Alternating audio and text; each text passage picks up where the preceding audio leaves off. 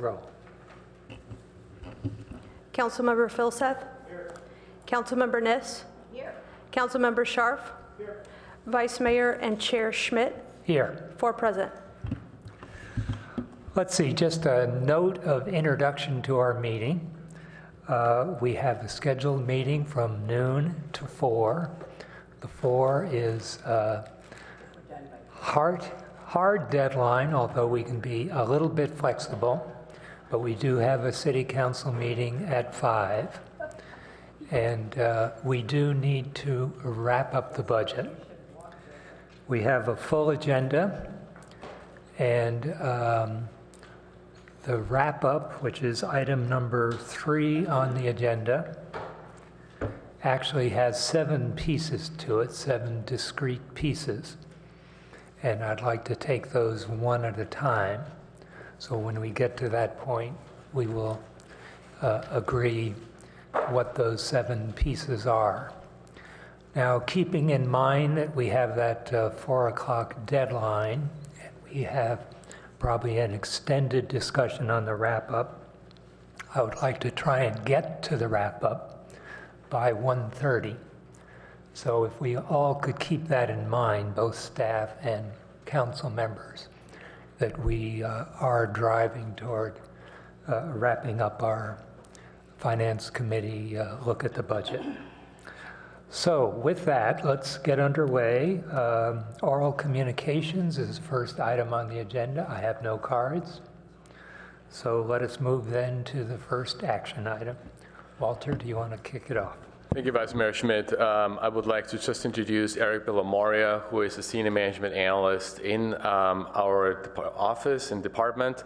He's the person responsible, mainly responsible with Brad and PW for the change in the budget document formatting, the additional information we're providing to you, a summary section on the fund summaries, which hopefully was useful to the committee and the council in understanding the capital budget as presented to you. Then Eric will be followed by Brad Egelstein, who is Assistant Director of Public Works, and both of them promised me they will make the presentation as short as possible. Eric.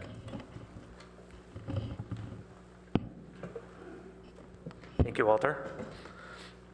Good afternoon, Chair Schmidt and members of the committee. Eric Villamoria, with the Office of Administrative Services.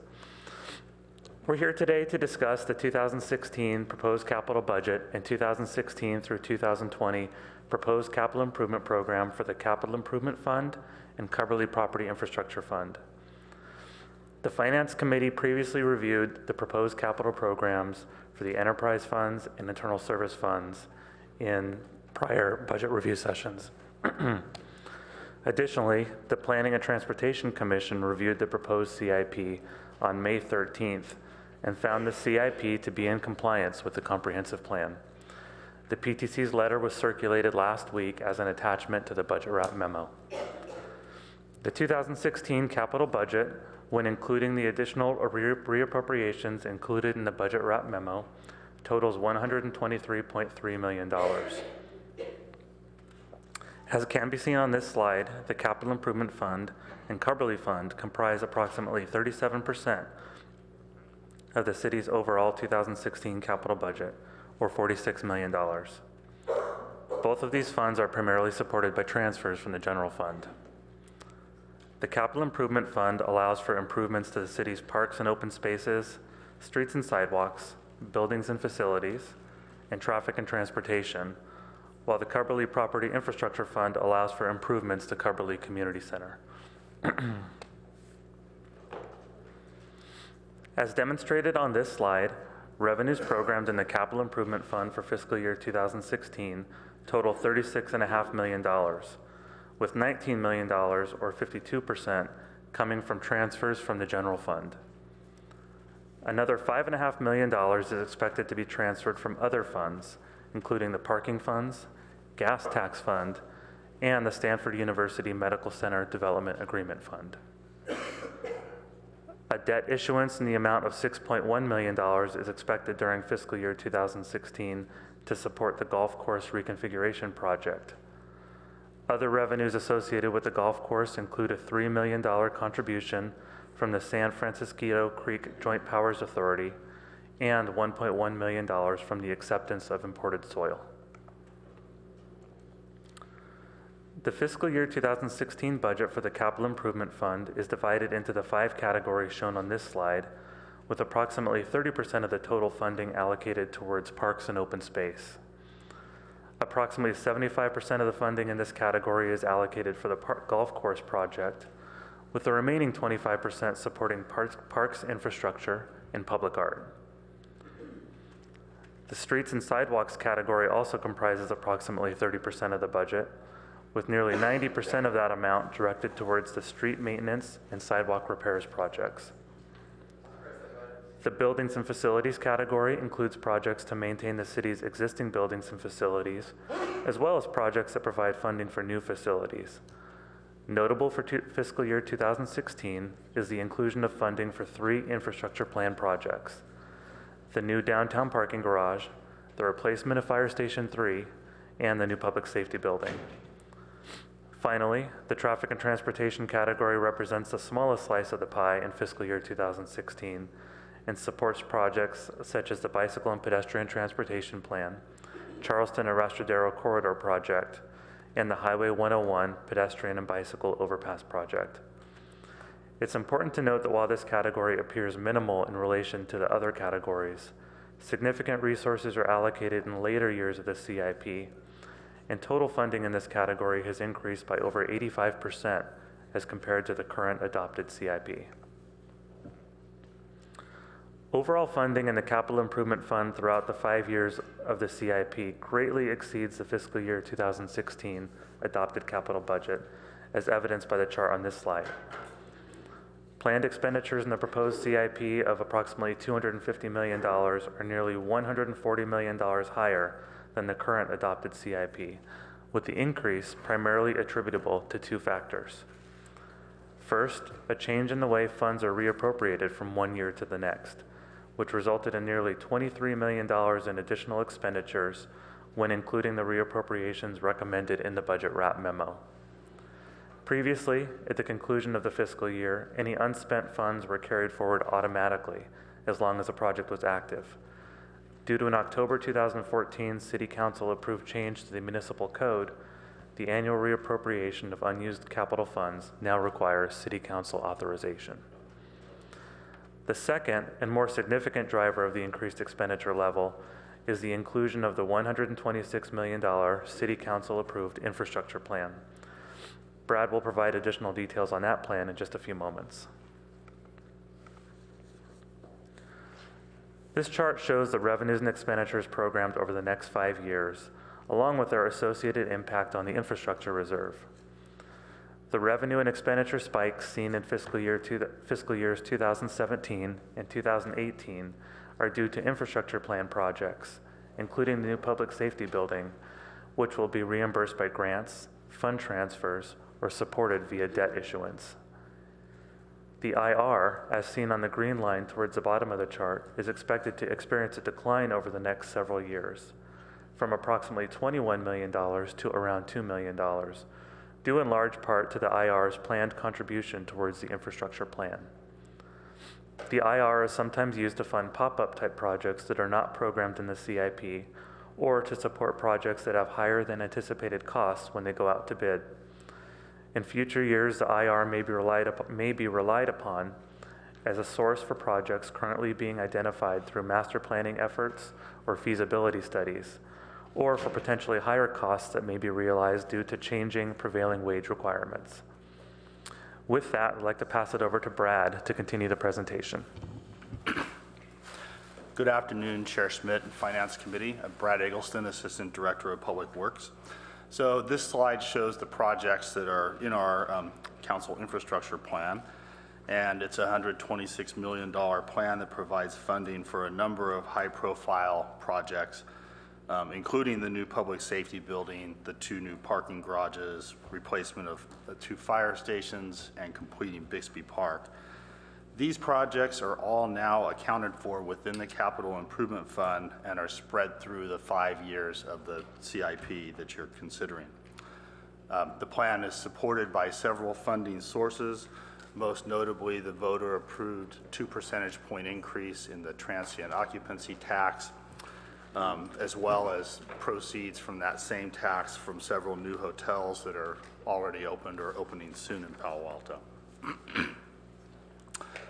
Significant new projects in the capital improvement program include the majority of the infrastructure plan projects from the previous slide. Also planned replacement of lighting in the City Hall parking garage with LED lights, improvements at Bull Park, studies of flooding conditions at Buckeye Creek, and a modernization to the elevator that's located at the High and Alma garage, sometimes called Lot Q. In addition to describing the projects that are programmed over the next 5 years in the CIP, we wanted to quickly highlight some of the significant accomplishments that have been achieved in the current fiscal year. And as you know, this year has seen the completion of several challenging and exciting projects, including the Rinconada Library, Mitchell Park Library and Community Center, the California Avenue Streetscape, and the Magical Bridge Playground in Mitchell Park. Additionally, traffic signal controllers were upgraded to improve roadway operations at 100 city intersections, and the long-awaited restoration of El Camino Park following the water reservoir installation began and is going well and on schedule to be completed this fall. Another area of accomplishment we wanted to highlight is the improvement in condition of city streets. The fiscal year 2016 allocation of $6.8 million is more than triple the amount that was allocated annually before the city set its goal of making dramatic improvements. And with the enhanced level of funding, as well as the funding in the coming 5 years, we're expecting to reach our original fiscal year 2021 goal in 2019 to have a score of 85 on average, which represents very good to excellent conditions. Also wanted to point out, as we come nearer to this goal, we're looking into the level of funding that will be needed in the future to maintain that score of 85 once we've reached it, and also trying to continue to improve outreach to the public to make sure they're aware and noticing the improvements. And just to brag a little bit, with our current PCI score, the Metropolitan Transportation Commission's annual report now shows us as being tied for first place, essentially the highest score in Santa Clara County with one other jurisdiction. It's Los Altos. And they've been decreasing, so probably by the end of this year we'll have the lead. We also made progress this year in implementing the infrastructure management system, which was a key recommendation of the Infrastructure Blue Ribbon Commission. We completed a needs assessment and report that includes specific recommendations for implementing the IMS using 2 software applications that the city is already using that will be integrated with an interface to be able to serve all the needs that we want. We're currently negotiating the statement of work and budget with Maintenance Connection, one of those 2 applications, so that they can build the inventory in Maintenance Connection, make the needed integrations, and configure the reports that we'll need. And we expect to be commencing with that work this summer. This slide, all these numbers, we wanted to report on the status of the IBRIC catch-up categories. So as you may recall, the IBRIC, when it did its work, identified keep-up needs and also deferred maintenance catch-up backlogs for these different categories. So the key point here is that when IBRIC's report was published, there was about a $41 million backlog. With the projects that have been completed or are proposed for funding in this current 5-year CIP, that backlog is reduced to $22.4 million. So that's good news in that in addition to providing the funding for the council infrastructure plan, we're also continuing to whittle away at these catch-up backlog amounts. And then regarding Coverly, fiscal year 2016 is the first time that funds have been included in the CIP for the Coverly Property Infrastructure Fund. And essentially, that makes available about $1.8 million a year that can be used. Funds programmed in the roofing replacement CIP address the most urgent roofing needs in order to prevent degradation of the facility. And then what we've also got in fiscal year 2016 is funding for the master plan, Coverly Community Center master plan. With funding for Coverly now available, we're also looking for opportunities to make shorter-term improvements before the master plan is completed. So I wanted to point out that staff recently did a walkthrough of Coverly looking for shorter-term projects that could be done. We have some ideas on that. It wasn't in time to make it into the budget process, but we do think that we'll be coming to the council during next fiscal year with some adjustments for some other projects that we might want to get moving on. A couple that have been talked about are resurfacing the tennis courts there, which are in pretty bad condition, and making some improvements to the Coverly Auditorium that would make it more useful as a city rental space. So that's the last slide, and now we're open to taking your questions. Good, thank you very much. There are 5 items in the capital budget, and I suggest we go through these sequentially so we can focus comments. Are there any comments on building and facilities? Councilmember Niss. I just want to follow up, Brad, on what you just discussed about Coverly, because Coverly is, especially in the old section, is very frustrating. Yeah, let's see, if we could deal Want to with save that. Coverly? Yeah, number 5 is Coverly. Hold that thought. Councilmember Scharf. First of all, thank you for the presentation. We've actually made huge progress on infrastructure, and I think it's something we can all be proud of. So thanks for that. So I have a bunch of stuff on building stuff, but I also had a question on streets. Is that now's the time, or is there a different time to ask for that? That's C. Yeah, C. Okay. Let's try and do these sequentially. So my first question really is on the Baylands Boardwalk improvements. So in 2015, did we spend $70,000? Did we spend that $70,000? No, we did not spend that. We just recently, I think in February, went out with an RFP for the feasibility study that's to be done for the boardwalk. And as of last week, we were in the kind of final negotiations with the consultant that's going to do that. And so that money comes out of the 70,000 or the 46? Well, it's actually, to put a finer point, it's encumbered in fiscal year 15, and we will award the contract while we're still in fiscal year 15. So the way we account for funds, it'll essentially show that it was used in 2015, although the reality is we'll be doing work and making payments to the consultant into the next fiscal year. So that comes out of the 70,000 then, because we encumbered the money in 2015. You said it's going to be encumbered, so that's the $70,000, or we're not? Yes, I'm sorry. So to clarify, the $46,000 in fiscal year 16 is only salaries and benefits. It's not funding that would actually pay for the consultant. That would be the funding that's in fiscal year 15. So the 46 is salaries and benefits? Yes, Of what? of the city staff That's are working on the this. project. Okay, so the 46 is city staff, and the 70,000 is salaries and benefits of the city staff plus the consultant? Is that it? If I may jump in, Councilman Schaff and Brad, actually, it's $26,000 is salary and benefits for staff, and $20,000 we are reappropriating for purposes we don't really know yet. We haven't honed it down yet, unless you know, Brad, but salary and benefits are only $26,000. Okay. All right. So in terms of getting this done, the plan is that we've gone out for the RFP, and the consultant's going to get out there and evaluate it, how it needs to be fixed, and what we need to do to fix it. Is that a fair statement? That's correct. Okay. And so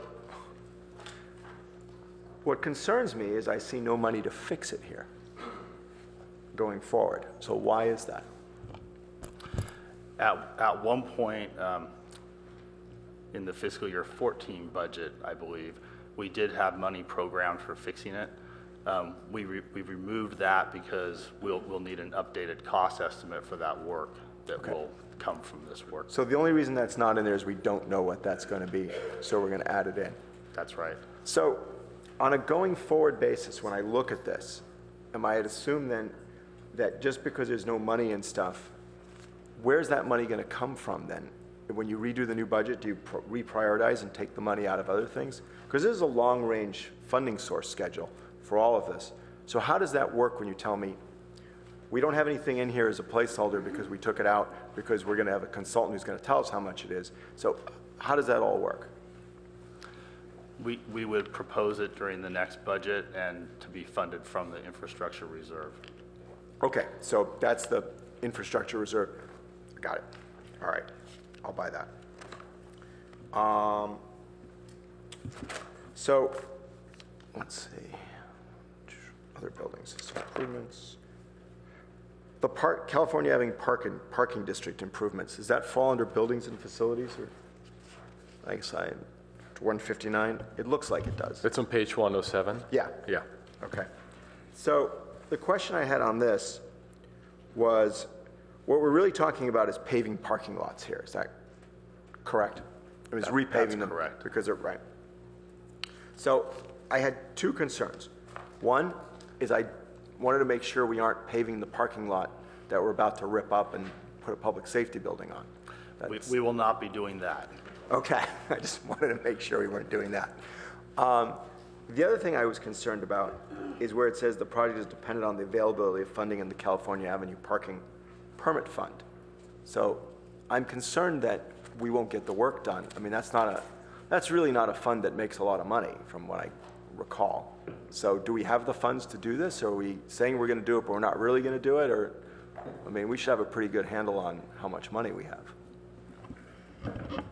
Thank you, Councilmember Scharf. There are funds available within the parking district to pay for the projects that are programmed within this 5-year CIP. Any additional projects would be subject to availability of the funds within the parking district fund. Okay, so I know I probably should have done this. I didn't, was actually go look at all of our parking lots and say, which ones are you fixing, which ones are you aren't. So I didn't do that. So instead I'm just going to ask the question, are we getting all of the ones that look pretty bad to me when I walk around there?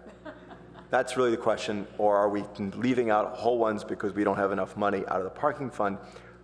And is this really the best way to do this out of the parking fund, given the way we structure the California Avenue Parking Fund as opposed to University Avenue, which makes a lot of money? I haven't looked recently at the list of the parking lots and their condition. This was based, I think we put this schedule together 2 years ago, and it was based on staff going out and reviewing all of those parking lots. But I do think that we may have been constrained by the funding. Councilmember Scharf, as you know, we've had a strong concentration on the university downtown area and with the downtown group. CalAb is not as active, but I think we need to do the same, and we need to revisit our fees for parking permits and schedule accordingly. And if, Or just take money out of the general well, fund to do it? that was going to be my next comment, that if we feel that something is of urgency, it's something that we come back to you for a policy decision on a different source of funding. So I'd like to see us come back for a policy decision on that issue. I mean, California Avenue has traditionally been the stepchild. I don't think there's any question about that. And, you know, we've run it that way. Now we've just put $7.5 million into it, redone the entire area. It's really nice, and I think we should maintain our parking lots. Yeah, so I think to tie into Brad's point, I think we need to do the assessment and figure out what are the conditions and what are the needs. So do I need to make a motion as a recommendation for No, that? it was part of our discussion already from a finance perspective. Walter and I were talking about that. Is, you know, now that we believe that we're in a better place at university, that, you know, at least from our perspective, and now we need to do the same thing on the CalAb. So just briefly on the City Hall parking garage LED lighting.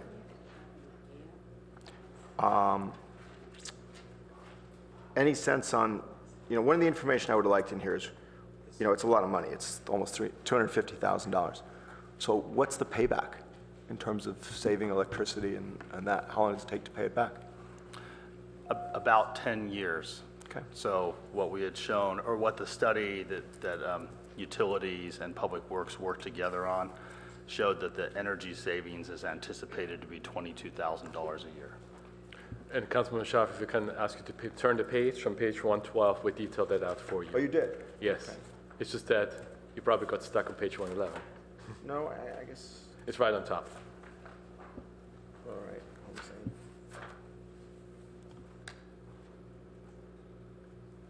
So the table tells the annual payback of $22,000 in electricity savings, which assumes it to be constant. As electricity rates go up, then the savings will be larger. So that's the 22,000. That's So when you correct. say it tells me that, that's the, when it says anticipated operating budget, it's That the, will be ongoing then. so it correct. just basically shows $22,000. That's on correct, it. yeah. Well, so that was my other question.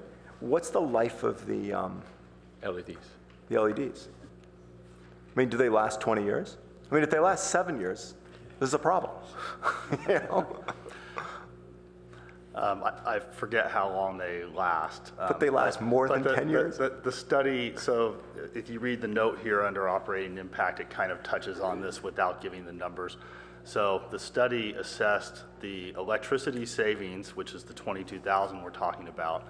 It also assessed the increased cost of the LED lights themselves and replacing them relative to the decrease in labor that you need because you don't have to replace them as often.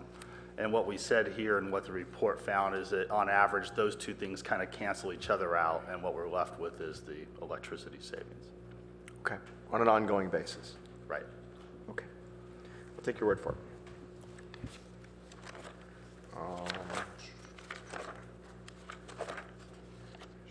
Improvements.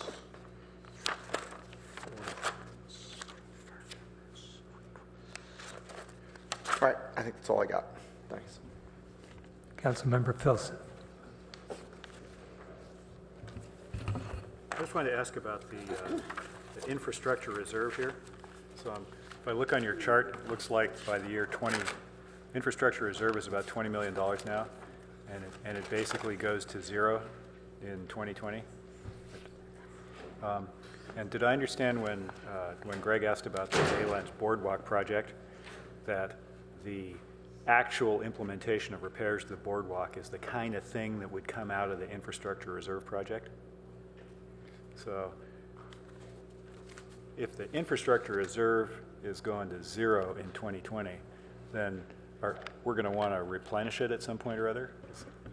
So how's that all going to pencil out there? Sure. Over the last 3 to 4 years, we actually replenished the infrastructure reserve annually through budget surpluses. Yep. And obviously, we have 5 years to plan for this. We do not intend to bring it down to $2 million, but we do not assume any additional injections from the general fund into the infrastructure reserve. Okay. However, we'll keep a close eye on it because we are very much interested on two issues. Number one, keep appropriate balance. Yeah. Because we also have pop-up needs, such as the Baylands one, right. Or we have emergencies we have to address, or we have prevailing wage increases, so construction costs could go up. Right. And the infrastructure plan itself counts on $12.5 million as a funding source of this IR, the infrastructure reserve. So we'll definitely keep an eye on it and bring forth recommendations as needed to replenish the infrastructure reserve.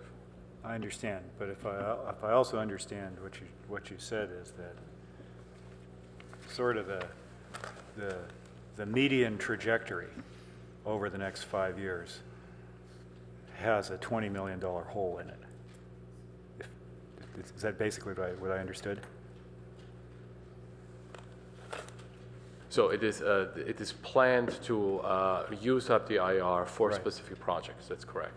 Right. At which point it will be, so if we want to be sort of at steady state, then over the next 5 years, we're going to need to come up with at least $20 million to put back into the infrastructure reserve. Okay, I understand where you're going. The goal for what we have seen long-term is having an IR of minimum $3 million is our comfort level. Okay. And having more is appropriate, but $20 million is probably too high. Probably too much. So okay, so maybe that's the question I really should have asked, right? Which is how much is appropriate to just have in steady state, and you think it's $3 million? $3 million, and we are probably more conservative. We like it higher. Okay. So just to follow up on that, what is the historical level we've had? It's been pretty low. At one point, we had $30 million in there. And then we got very aggressive with plans, and unfortunately, we were not transferring sufficient funds until I think the council directed us to work with the IBRIC, and the IBRIC come back with recommendations. So to build up on the answers we've been giving you, this is something where the system that we're going to have is going to help us to then determine what our upcoming needs and what we need to be funding and how should we be funding. This is a change for the organization to the better, where we're focusing more on our infrastructure than we have in the past decades, and it needs to continue. Right. So I think that makes sense. That's good, right? But if I think about it, there's sort of two issues that we should have the asterisk on. One is, you know, what should be the right level, as you said, right, and how we're going to. And the other is, you know, the implication of this chart, right, is that over the next 5 years, you know, we're going to spend on capital stuff $20 million more than we're going to take in for capital stuff, right? And that's probably not a sustainable kind of thing anyway. And so if you say, well, okay, the public safety buildings are one-time expense and all this kind of stuff, but as long as there's not one-time expenses, you know, into the future. No, you're right. We have to have a dedicated source. And one of the things that we've had the approach, I'll call it, has been pay as you go. And until recently, where we took direction from the council that we should look at financing. So this model kind of includes some of that, and maybe we need to continue to count on that if that's something that we want to be more aggressive in terms of doing more in terms of the infrastructure. And so I think the system, once we have the data, will help us make those decisions in terms of what funding we have available in cash, what potentials we can have as an alternative to use that cash to leverage into financing. It's not the preferred mode. You know, for years we haven't done that. Part of the problem, and then is you know, I think Councilmember Sharf at the beginning of these hearings made a big point about how we neglected the infrastructure. Well, if we don't do something different, then we're going to continue to be in the same boat. So we need to really reconsider our approach.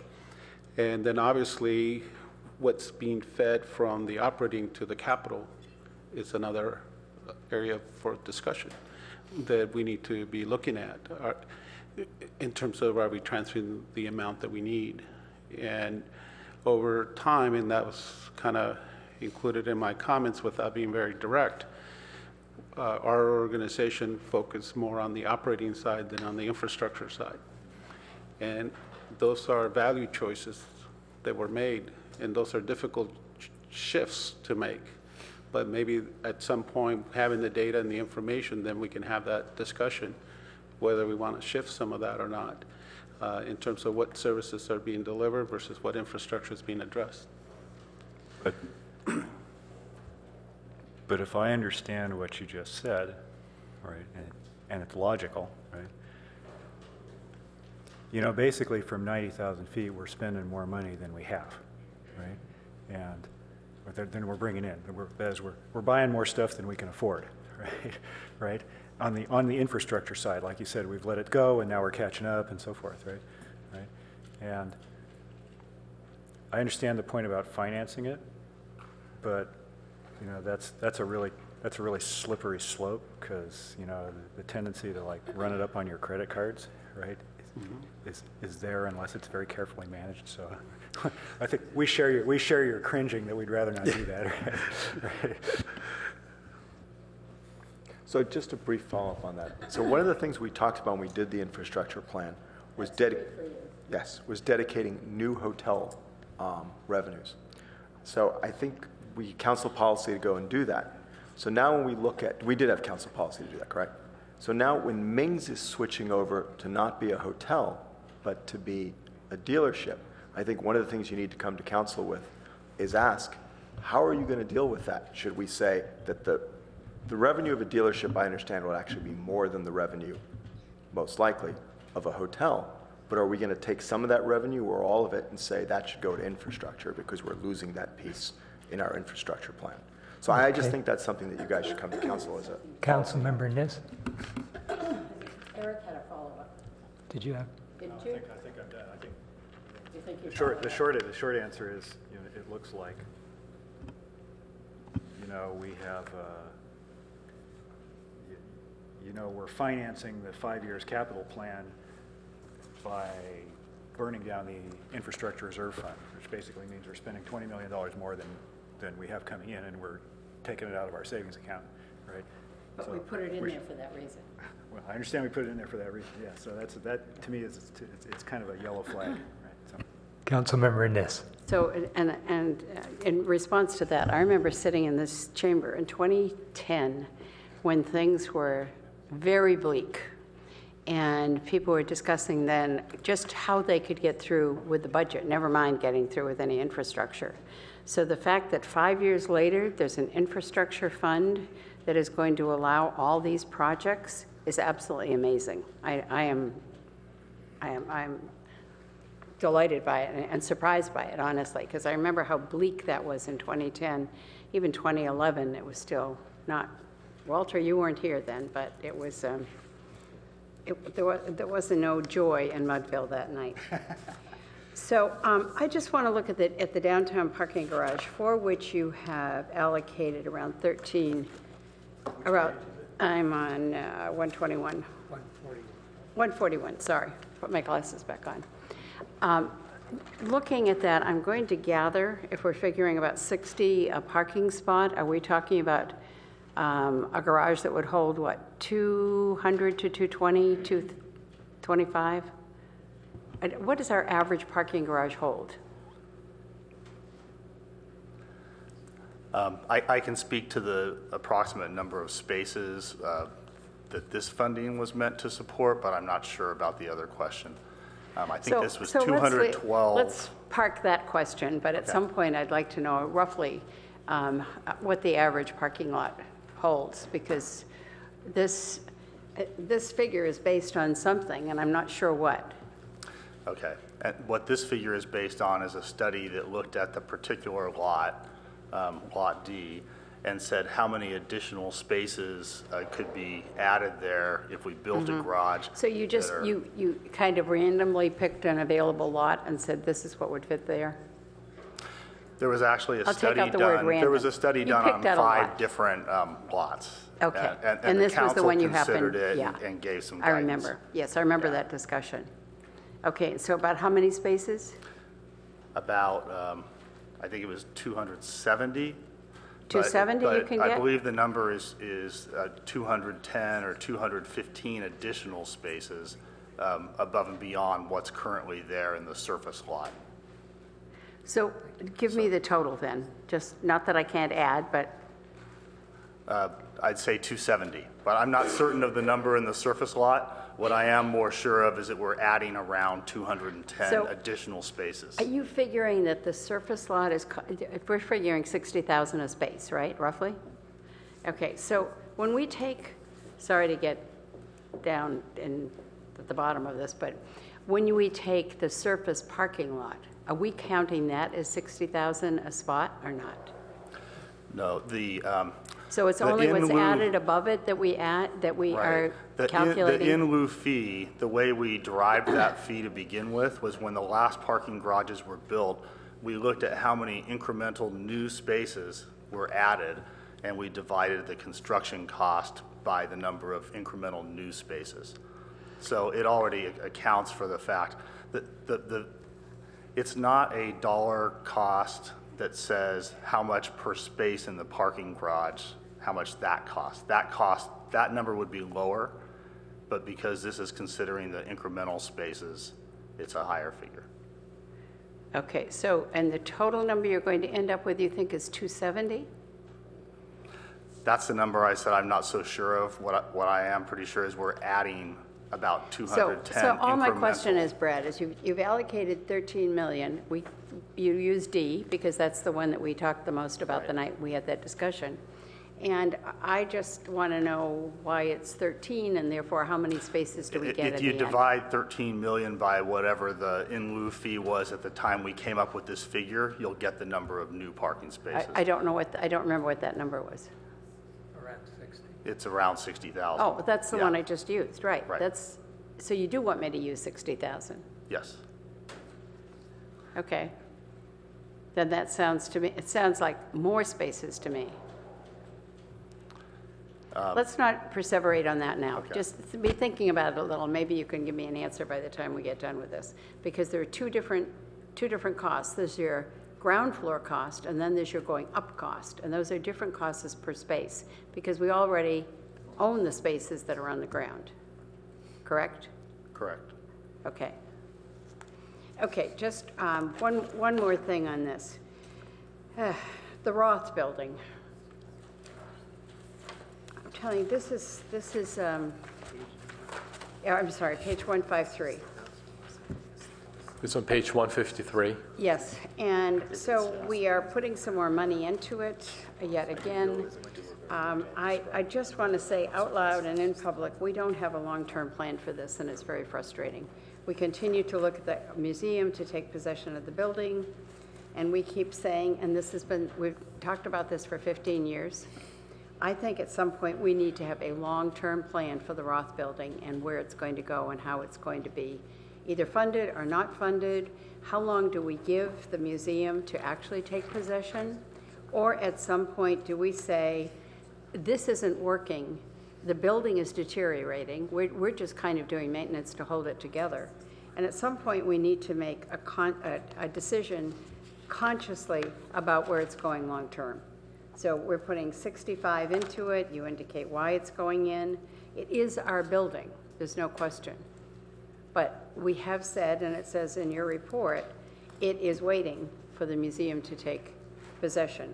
But my recollection of that is that's been since 2001. Does that sound correct? That's about right. I have a meeting scheduled this week with the board members, some of the board members. We are planning to bring to you a status in June of where they're at. I recall that, yes. And we're going to bring you a request to extend the option again.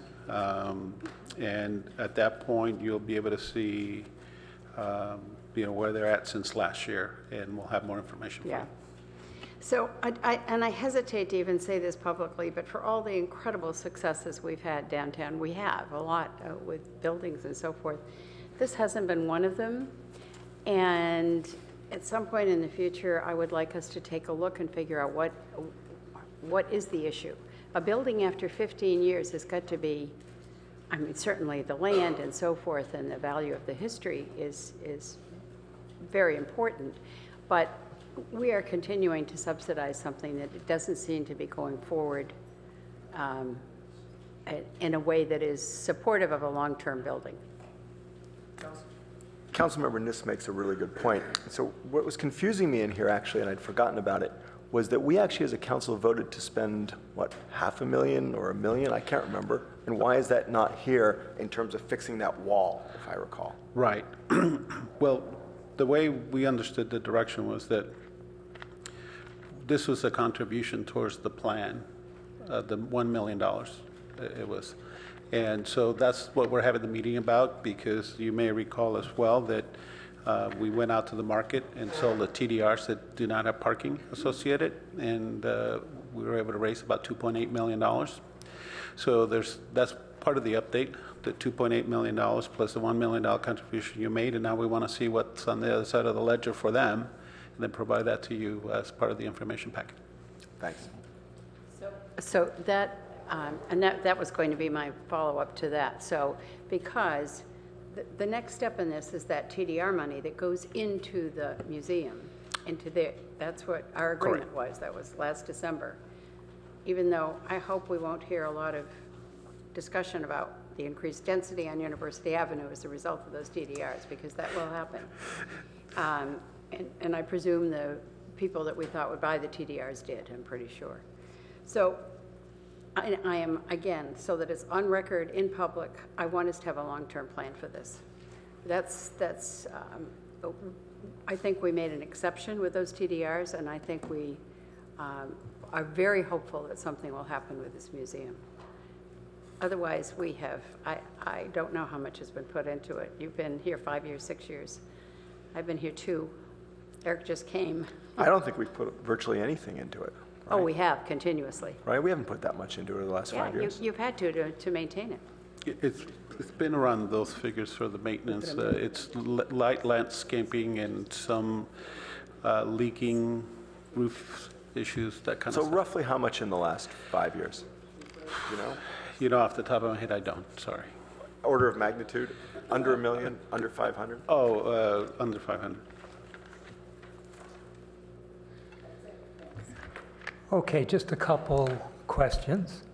Follow up on the downtown parking garage on page 141. Slide 8 that you had identified the city council infrastructure plan. And of the items on that, the downtown parking garage seems to be the one that is most identified with a single group, downtown businesses. And yet I look at the funding source and find that $9 million of the funding is coming from the Stanford funds. What's the logic of using $9 million of the Stanford funds that benefit primarily one group of users, downtown business?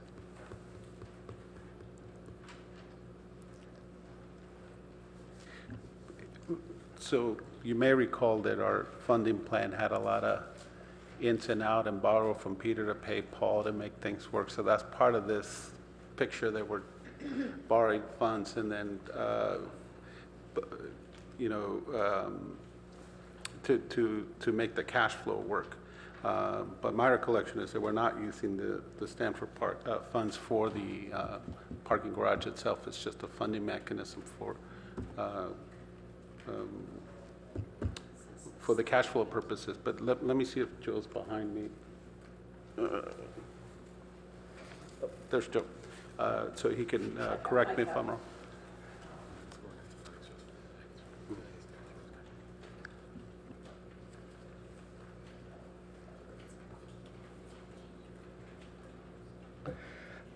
Joe Saccio, Assistant Director of ASD. Lalo's base is correct. The infrastructure plan that we presented to the council included this and included funding for the garage as well as all the others. And we're trying to piece together, it's like a large jigsaw puzzle as to timing and availability of funds down the line. I think we chose this because it's one of the earlier projects, and also you may remember, Vice Mayor, that we have certain money dedicated for infrastructure from the Stanford funds, the Stanford Infrastructure Fund. So because it's early and the cash is available from that fund, it would go towards it could go towards the structure. At some point down the line, we're also going to be doing the debt financing, and the question becomes, when is it optimal to do the debt financing for the projects? Is it, when the public safety building comes around? So we're looking at that very carefully, and we're trying to judge what projects go first, what projects are in the middle, and what projects come at the end. I mean, so that's... Thanks. I understand the financing and the flow of funds. It is striking, though, on the chart in front of us, each of those projects is fostering the general infrastructure for the residents and workers in California. The downtown parking garage seems identified as a benefit to a particular group, so it does jump out.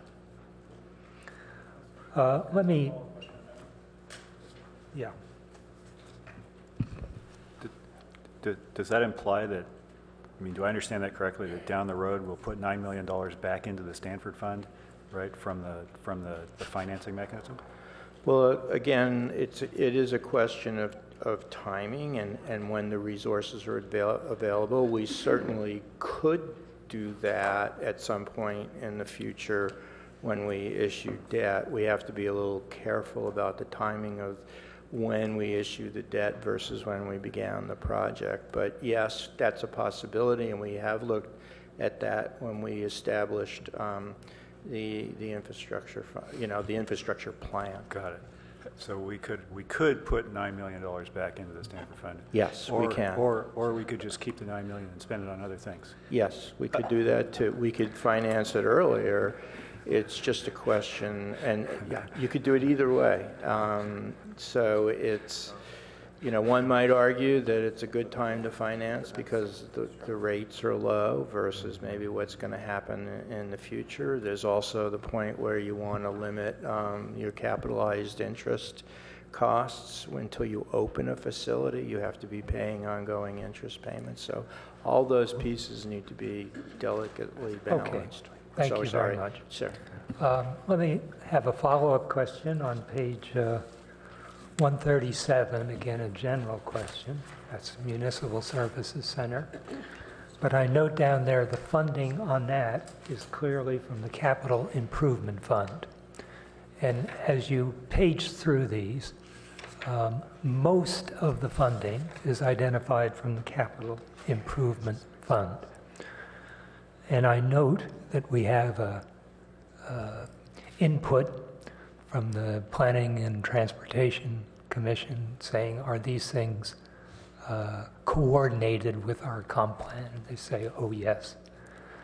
But the general question is, how are decisions made where this gets $1,074,000 from the CIP fund, and someone else gets Greg, where are you? You're on. page 137, funding, but it shows up on virtually every single item in here. A certain amount of dollars is transferred from the CIP to this program.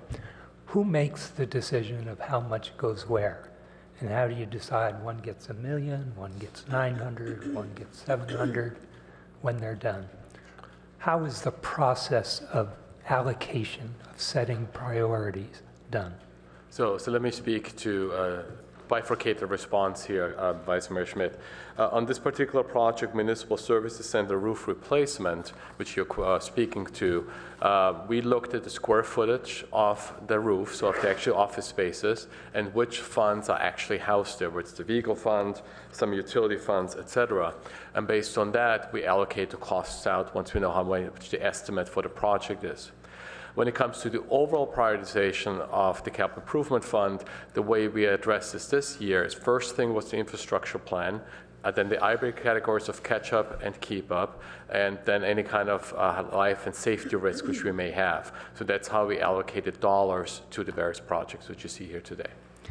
Yeah, now, I guess one of the goals of IBRIC was the infrastructure management system, which would make that more transparent. And the question is, will there be a difference next year in how that allocation process takes place? Will it be more open and public?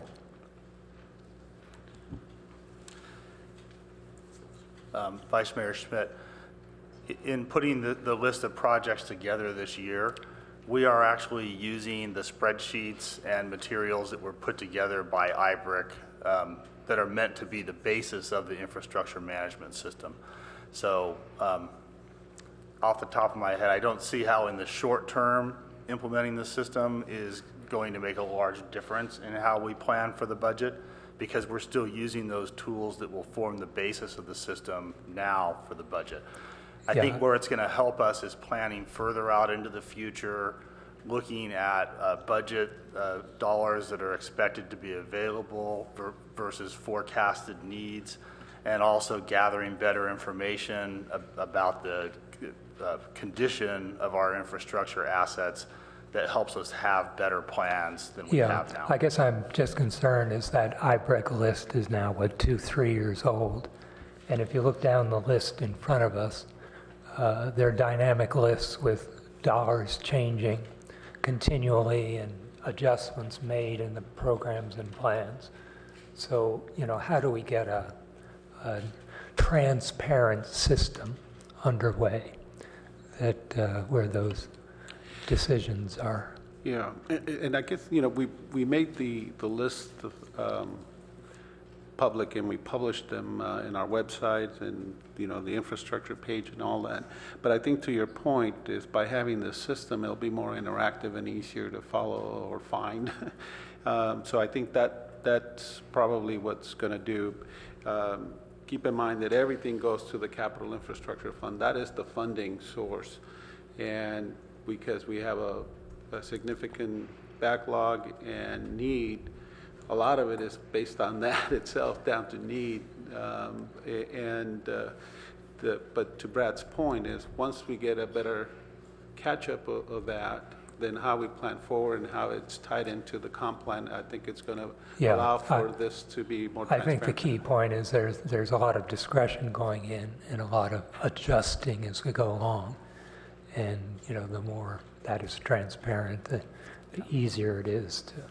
One more thing that might speak to that is that the IBRIC was very interested in a report that they kind of laid out in a table format that showed all the needed expenditures year by year and in 5-year groupings and for the different classes of infrastructure assets, and also kind of in the same report showed unfunded needs and the deferred maintenance, catch-up backlogs.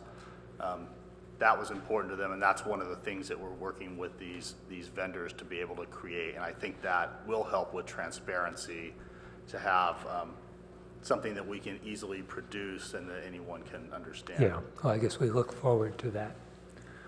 Okay, if there are no other questions on item A, shall we move to item B?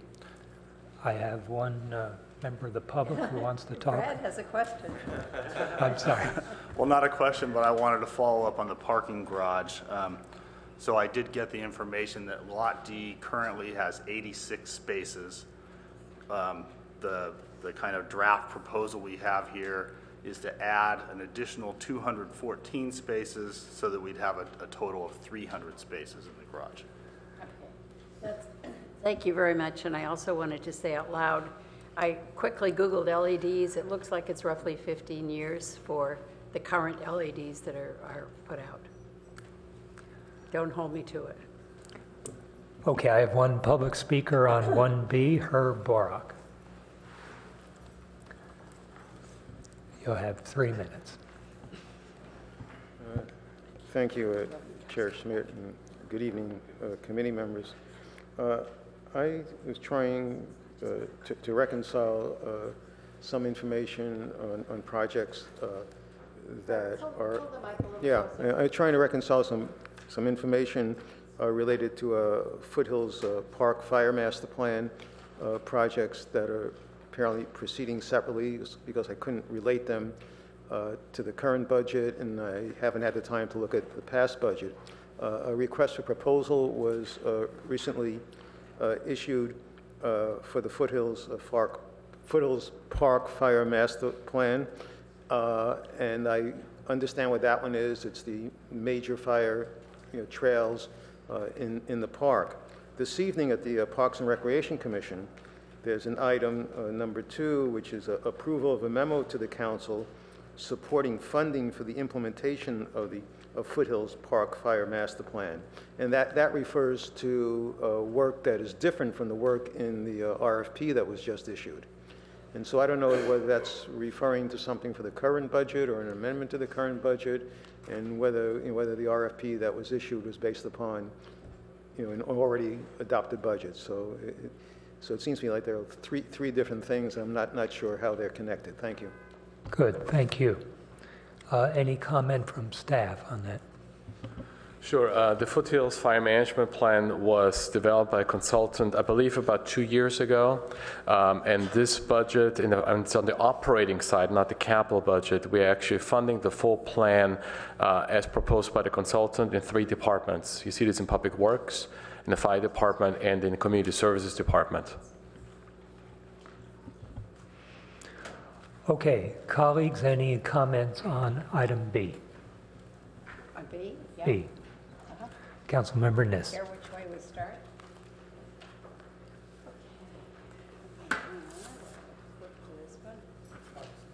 Yeah. Okay. So my first question is, we come with so much apparatus to these meetings. So Parks, Trails, Open Space, and Recreation Master Plan. And so we are allocating 2/3 of a million for this, which is, very, I'm delighted we're doing that. Could you tell me how is, and I'm sure that it does, but how is this going to tie in with what Stanford has just announced as far as our bike and pedestrian path? It's not that they've just announced it. We already knew that we were doing that, but the fact that it's absolutely underway at this point, since they're about to close down the road, is pretty significant. You're all looking at each other. What does that mean? Okay, I guess, Rob, you do the short, I'm on page 205. Not that I have an answer for you, Councilmember Niss. I think we'll have to get back. Rob DeGosh, Director of Community Services. I can talk about the Parks and Recreation Master Plan, but not in relation to what you're talking about there. That's something that I'd have to look into and get back to you about the Stanford. Okay, so no answer is yet, but you can let us know. Hillary, Okay, because this is at least from my standpoint, Stanford decided relatively quickly to go ahead with this. And I simply want to know if it's got any bearing on am I not using my mic properly? No. Oh, Hillary. Hi, Hillary. Councilmember Niss. Thank you. Hillary Gittleman, the Planning Director. I can try and provide an answer. I'm sorry I was distracted working on other things. But the bicycle and pedestrian plan that we put together had full knowledge of what the Stanford Perimeter Trail was going to look like, and we were continuing to work on trying to align the two programs. There are other programs that were other trails that were part of the development agreement with Stanford that are also, trying to be built in sync, planned and built in sync with our own program. So that's all I have to add. Okay, no, that's good. Thank you. Councilmember, if I might add also, Ed Shikata, Assistant City Manager, the approach that Stanford is taking with the Stanford Avenue Trail, the Perimeter Trail, also opens up a conversation around funds and the funds that had previously been allocated by the county to the project. So staff is started a conversation with the county staff on whether those funds could be reallocated to other priorities of the city. So that, I think, is just really at the initial stage, but it could cause us to want to propose additional priorities to move forward. Having been involved intimately in that process, that money is ours. Not to say it quite so bluntly, but that ours in the present tense, right? It has to go, as you recall, within a circumference. And we worked very hard to come up with those projects that were accepted. There is still a list of projects. I think you and Deputy Manager Gallegos, yes. It corresponded about that. Yes. So, but I think that's something we really need to keep an eye on. It's about $5 million. It has careful stipulations in it about exactly how it can be used, but it definitely is used in our area, but at the same time has to benefit those who live at Stanford. Yes, understood. Thank you. Okay, thanks. So could I ask one more? Yeah. So, and maybe quickly on this, the Stanford Palo Alto playing fields turf replacement, I am going to guess that's something that we do share with Stanford. We are putting, it looks like, 1.4 into it. It's on page 221. Yes, sorry, 221. And this is coming out of capital fund and a 5-year capital total and so forth. And certainly something that I do support, but since it's called Stanford Palo Alto Playing Fields, do they also make a donation or not? Or is it just that it happens to be on Stanford land? It's on Stanford land. Again, Rob DeGosh, Community Services Department, that Stanford does not contribute to the capital work at that site. They lease that site to the city for 50 years at $1. Okay, so it's just simply the name of it, That's and correct. not that yes, it's ours. That's correct. Good. Okay, I wasn't here when that happened, but I think that has to be one of the most used playing fields in Palo Alto. Councilmember Sharp, do you have any comments on parks? Not yet. Go ahead. Thank you. I have just two short questions.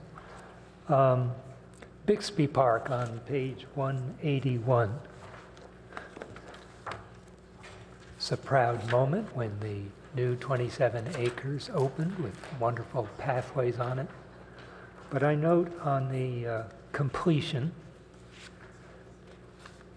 they're saying the hilltops will be accented with small soil mounds called hillocks. I guess one of the noticeable things about the new Bixby Park is the lack of trees, bushes, grass, insects, birds, any sign of life. And I'm worried that we're building small hillocks of wildfires. Is there any description of what's taking place? I note that Mountain View on their landfill keeps replacing bushes, trees, which they state are compatible with landfill requirements. Why is Bixby Park denuded? All right, thank you for the question, Councilmember Schmidt. I'm going to introduce Darren Anderson. He's our division manager for Parks and Open Space. We've been doing a lot of work on Bixby Park recently. We'll be at Parks and Rec Commission this evening talking about the new trail system, actually. So let me pass it on to Darren. Good afternoon, Darren Anderson speaking. Yes, the denuded look to Bixby has everything to do with the recapping. So as it has settled, this is phase 1, phase 2, and the most recent filled area, phase 2C. As they filled in, we naturally denuded it. It got covered with new soil, got compacted, and part of this process of converting it back into a park is this interim concepts plan that we're bringing to the Parks Commission this evening. And part of it talks about hydroseeding different areas, allowing vegetation to grow in. So it's in the works right now of having that park look come back soon. That long-term plan you see in there will kind of take these interim concepts, apply the adaptive management technique, learn from what worked and what didn't. Like, for example, we'll have interim habitat islands where we're trying to put in some irrigation, get some more established plants and shrubs, as you point out, to grow and take. And then we'll see how it works and use those in that more permanent plan.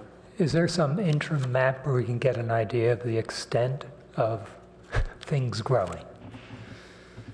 Or things will grow? Yeah, things will grow. It's filling in now. Unfortunately, a lot of it is weeds, and that's to be expected. Anytime you disturb soil and you put down new stuff, weeds take its place, even though we've hydroseeded. So it'll be a combination like it always has at that site. But we'll get vegetation to take, I'm confident.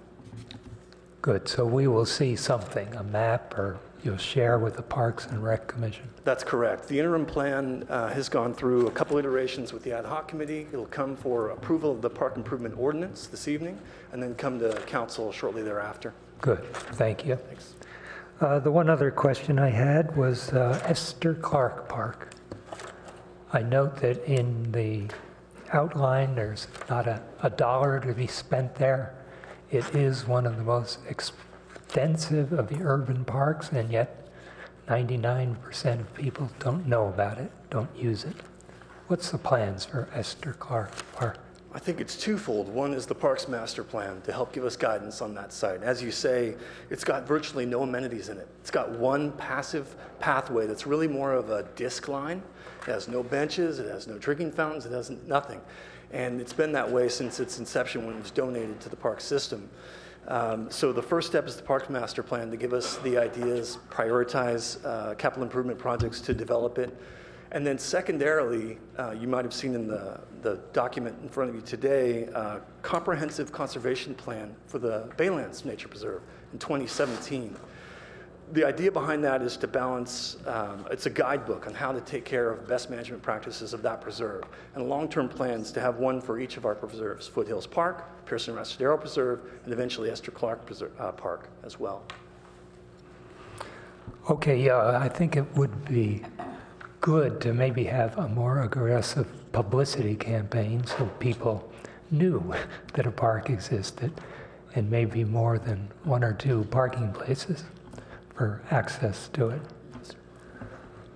Thank you very much. Councilmember Filseth, did you have questions on parks? Councilmember Niss, did you have? I did mine. Okay. Let us then move on to C, streets and sidewalks.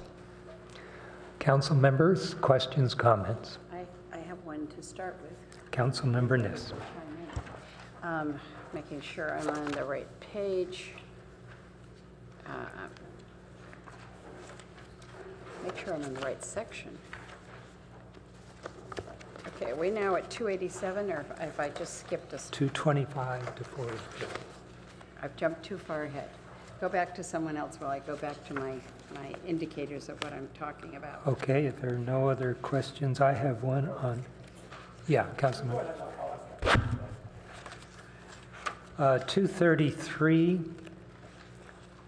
sidewalk repairs. I just wanted to make a comment that this is the 30th year. We've had a 30-year program for sidewalk fixing repairs, and they are scheduled to be completed in 2016. So I wanted to congratulate staff on identifying a target 30 years ago and reaching it in the 30th year. And I know around town 30 years ago there was a lot of complaints and problems with sidewalks, and I haven't heard many recently. So congratulations on that. Councilmember Sharp? So yeah, I guess I wanted to talk briefly about streets. So that's page 239, right? We're putting in, I thought on the slide we were putting in a lot of more money than, I thought it was like, where was it?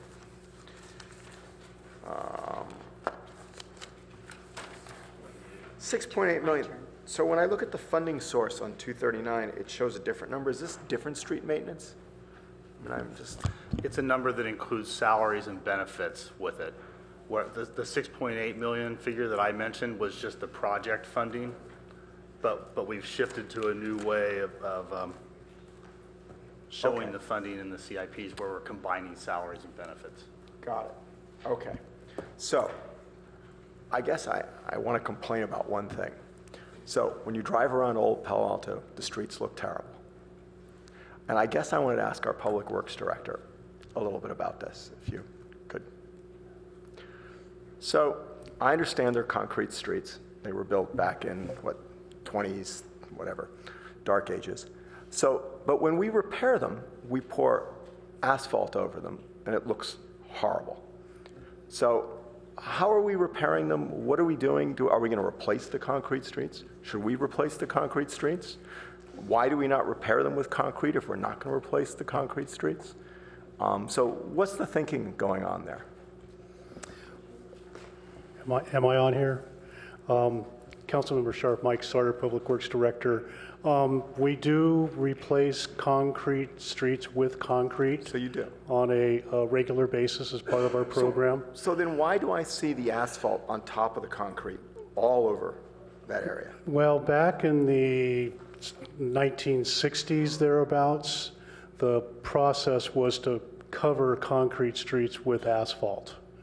We try to not do that these days. We've actually, some of the concrete streets that were in very poor condition, and one example would be Heather Lane down off of Channing. Right. We completely rebuilt that street about 4 or 5 years ago. Tore it all out and redid it. It's now asphalt, as I recall. But we took out the concrete and replaced it with asphalt, which is a better process to maintain that way. So long term, is it cheaper to tear out the concrete than to maintain the concrete street? Not necessarily. Concrete reconstruction is very expensive. Okay. Probably, Brad, you might be able to help me. It's probably an order of magnitude more expensive to replace a concrete street than it would be to put asphalt in.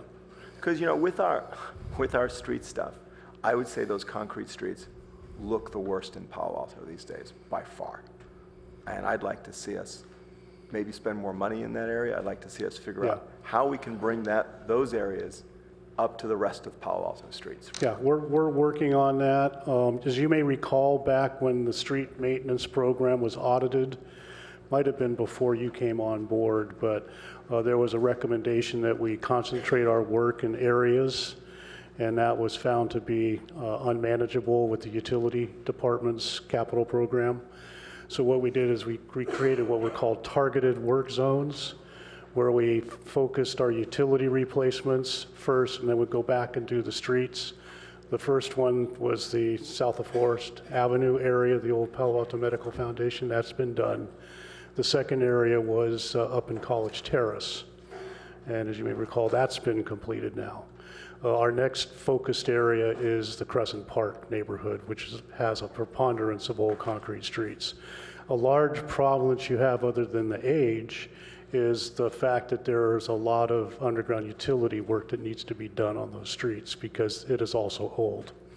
So we're working closely with our utility department to focus on getting those streets up to our average PCI, pavement condition index of 85. And Brad, I don't know if you want to add any more to that. Yeah, to jump on that, I'm not really adding anything new that Mike didn't say, but there are a number of areas where we know streets are in very poor condition.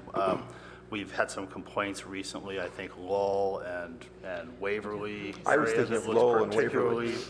Looks very bad.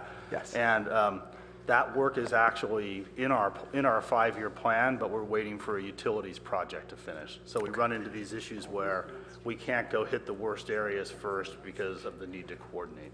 All right, thank you very much. Sure. Any further comment on streets? Could I make a quick Let's- comment? Yeah. The Vice Mayor made very complimentary comments on the sidewalks. I walk a lot, and I wouldn't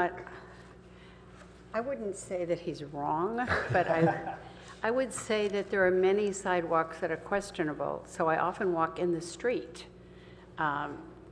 Because some of the streets are better. They're better than the sidewalks. So I guess we think that where we've repaired the sidewalks with the black asphalt, that corrects the sidewalk. Am I correct? Have we got a sidewalk expert Well, here? it corrects it temporarily. When we come through with the district by district program and do work in areas, if there's any of that asphalt temporary fix, we replace those sections. But you're correct that the asphalt fix, that is a 30-year program. So there's times where it's there for a long time.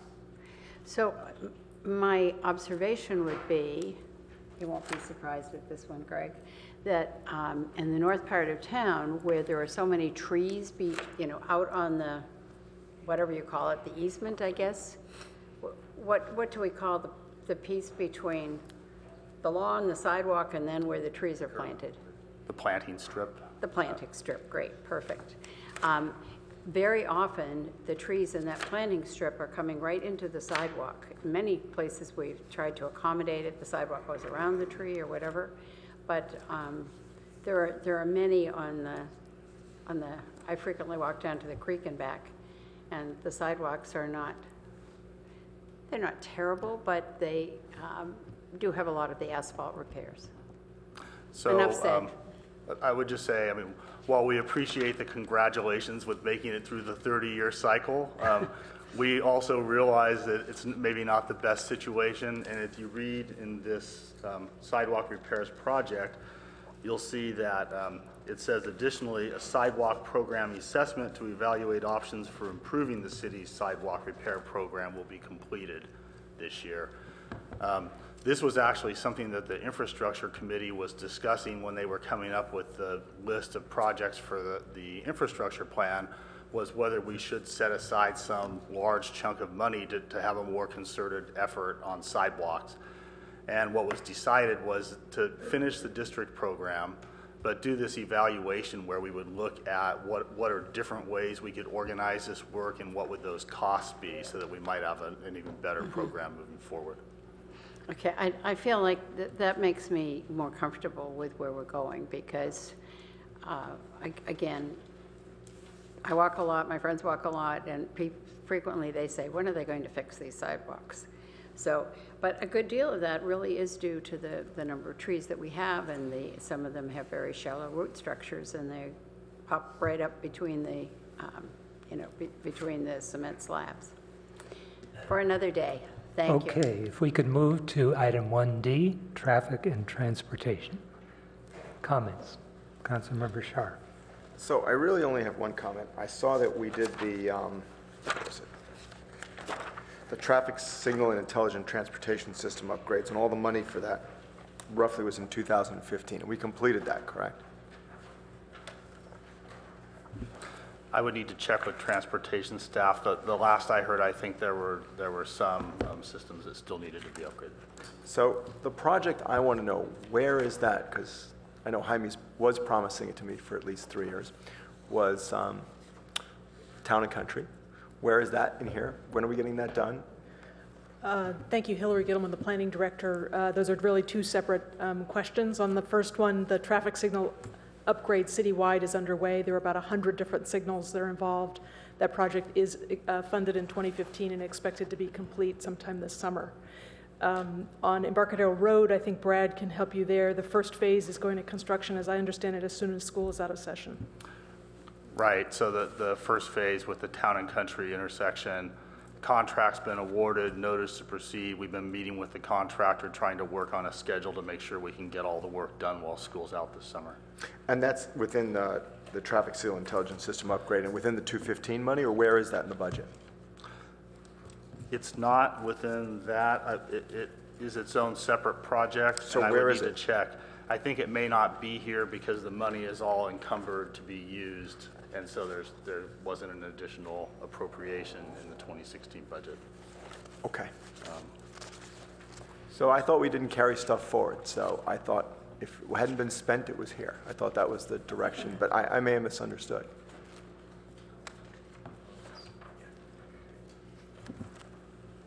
Councilmember, you'll find Embarcadero Road Corridor on page 90 of the capital book. Okay. We don't have a project page for it, as Brad mentioned. All the funds are programmed within the current year. Okay. So, But it's getting done and it's in here somewhere. Thanks for finding it. If I can follow up on that one. And that one is not contingent. I know the planning department's looking for a traffic engineer to do this kind of thing, but that project is not contingent on hiring that person.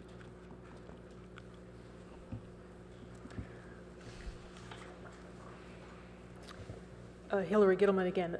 Again, yes, the Embarcadero Road project is not contingent on any new staffing. The traffic signal upgrade project that we talked about just a moment ago, the idea for the position we're suggesting to add is to add someone with the capability to take full advantage of that new upgraded system. Any further comment? So, I am on page 251, one of my favorite pages, because this one discusses the new bike overpass. So the question would be, because again, Ed, I remember this very well because when we allocated the $4 million, we thought it would cost about $6 million to do the bridge. That was 2011. So now we're in 2015, and the allocation is close to 12. Why is what is this bridge just going up by the day, or why? We talked about 8 for the most part. Yes, Or maybe we've 10. been working with an $8 million construction cost and a $10 million total project cost, right around $10 million. Is that to finish off the landscaping? What is the extra $2 million for? The extra $2 million here, I think, is probably primarily salaries and benefits. There's but I don't have it broken out Why in front salaries? of me. Isn't that usually included in the $8 million with the contractor, or is this somebody overseeing it? Salaries and benefits for city staff. Right, and the other, when I said $8 million for construction, the other $2 million of the total project cost would be for the design and the environmental review. Okay, so the real answer, that was Mike, wasn't it? The real answer is 8 for the bridge, 2 for the EIR and other aspects of the actual bridge itself. Correct. Okay, and so then you've got another 2 million in here. So I would need to ask our OMB staff to look at the specifics of the breakout of salaries and benefits here versus the project costs.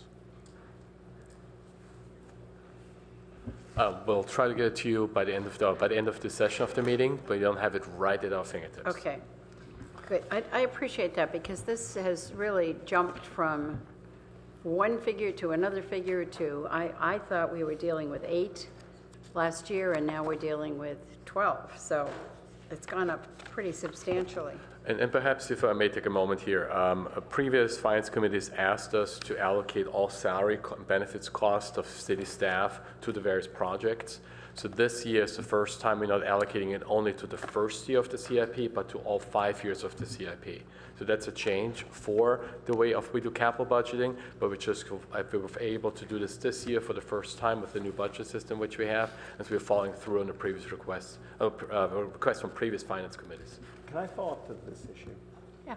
So this is a change, right? We went ahead and did this. You didn't get council direction to do this, right? It was a direction from the finance committee, and then we sent the proposed budget forward to the council, so that's the link that we use. All right, so we've now saying that's basically the reason the bridge has the extra $2 million is the salaries and stuff we've added. So when we tell the public something's going to cost $8 million, what they're really thinking of is the construction costs and that. And now when it shows up, we show it up in here, fully loaded with pensions and benefits. So on an $8 million project, you're adding $2 to $3 million on something. So when we do the public safety building, for instance, we're going to say it costs $45 million or whatever. We're going to add another $5 or $6 million possibly in benefits and salaries and pensions. So if we're budgeting it here, does it not budget it in the general fund stuff, or how does that all work? That's so we in effect moving money out of our general fund into these funds and charging our infrastructure. So I almost feel like we're playing a shell game, but I may not have focused on this. I feel like what we're really saying to the public is, yes, we're putting more money into infrastructure, and we're doing that, and then we move out our pension and benefit costs into our infrastructure costs, and we spend that money on pension and benefits. And we didn't do that before. So So we did. The difference was we put it in one single CIP. Okay. And the finance committee didn't like that. So it was a CIP that was, off the top of my head, it was like $4 or $5 million in salaries and benefits. It was all in one pot. And not you, but you, the finance committee said. That's fair. That's not the way to do it because we can't tell what the actual cost of the project is, spread it out. So we did the first year only last year, and this year we're doing all 5 years, and that's why it's changing the numbers. Personally, I think it's a better way because it gives you a true reflection of the cost in all phases, not just the pre-design, design, construction, but also the salaries. Okay. And if I may add one more thing is, first of all, the number for Councilmember Niss is 1.18 million over 5 years. That's a salary benefits budget. And on Councilmember Scharf, page 263, still has a remainder of salary and benefits costs.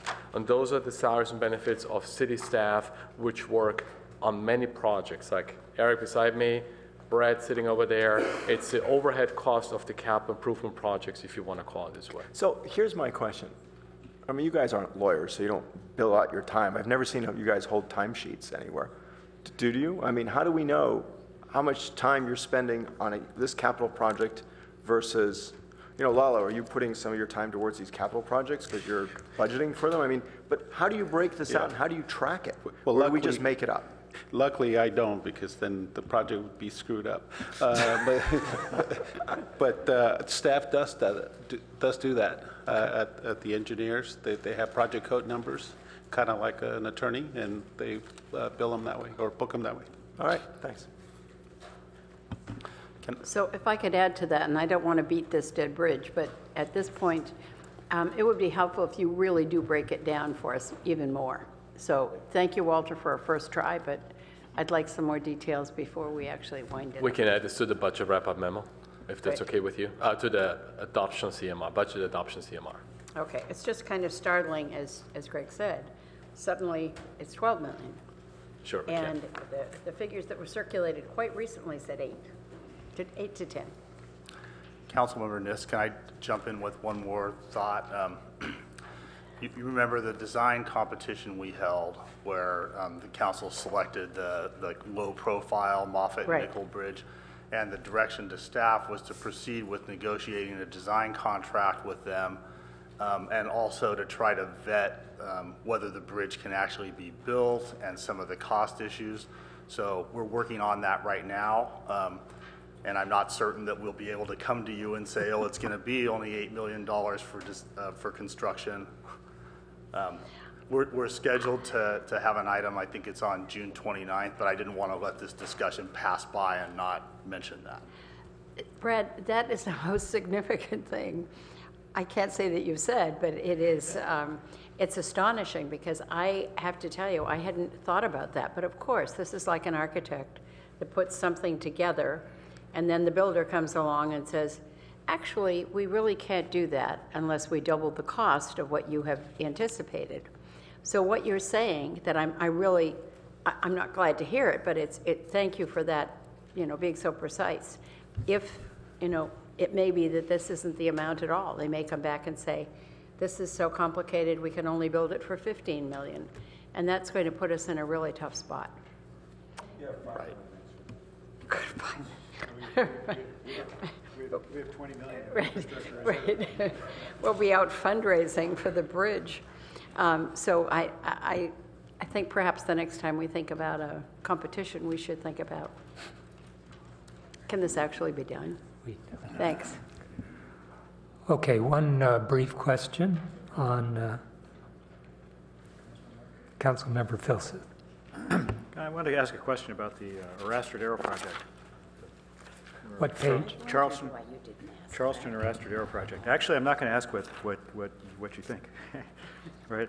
I think, most of the controversy on that and the passion has been around the Arastradero side near Gunn High School and Terman and so forth. I actually wanted to ask about the other side, which is the Fabian Way.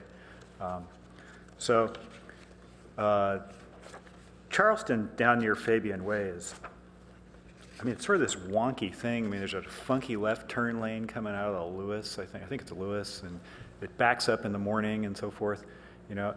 There's some work going on there. There's going to be a light down there and so forth. Is traffic going to be better there after this is done in that section down by Fabian Way of Charleston?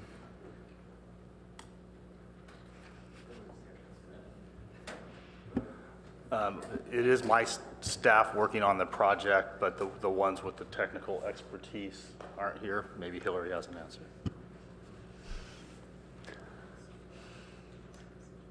Hillary Gittleman again. Let me look in my crystal ball and see if traffic will be better. I think Brad has the right answer. We have technical staff that's working on that.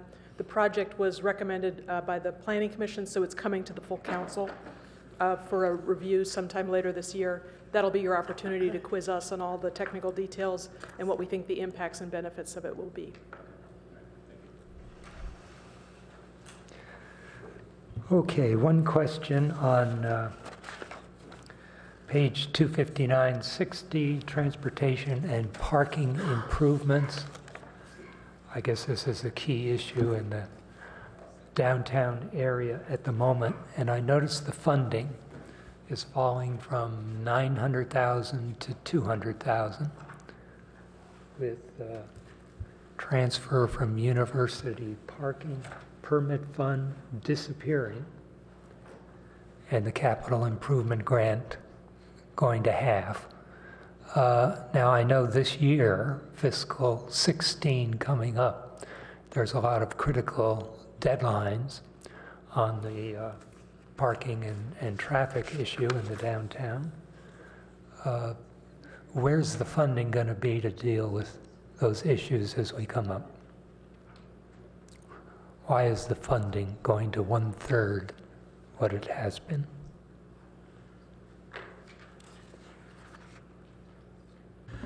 So initially when this project was approved as part of the fiscal year 2015 budget, we had estimate funding in there for the parking guidance system and the revenue access parking revenue access and revenue collections equipment system.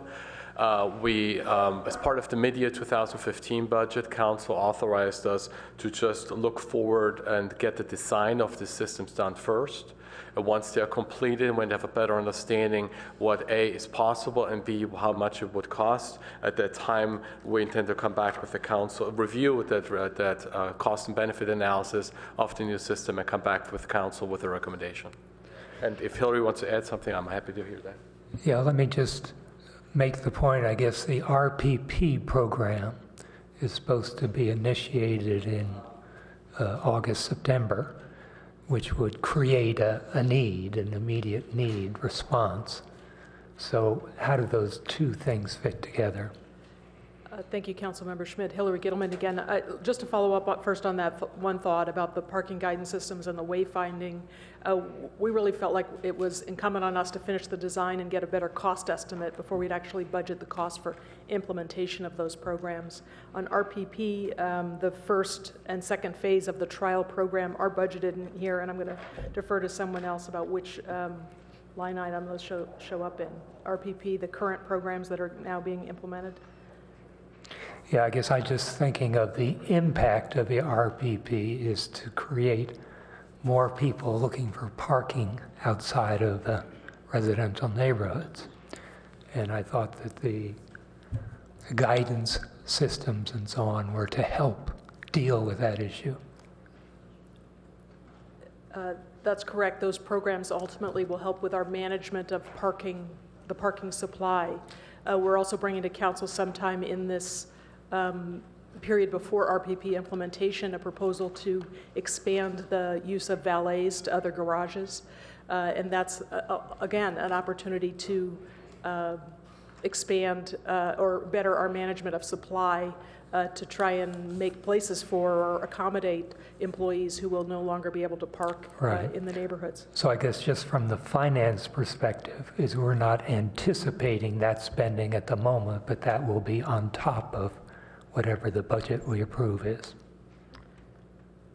I'll have to ask staff on the valet program specifically whether, I think that's true. I think we're coming with a project that would be in addition to these capital funds.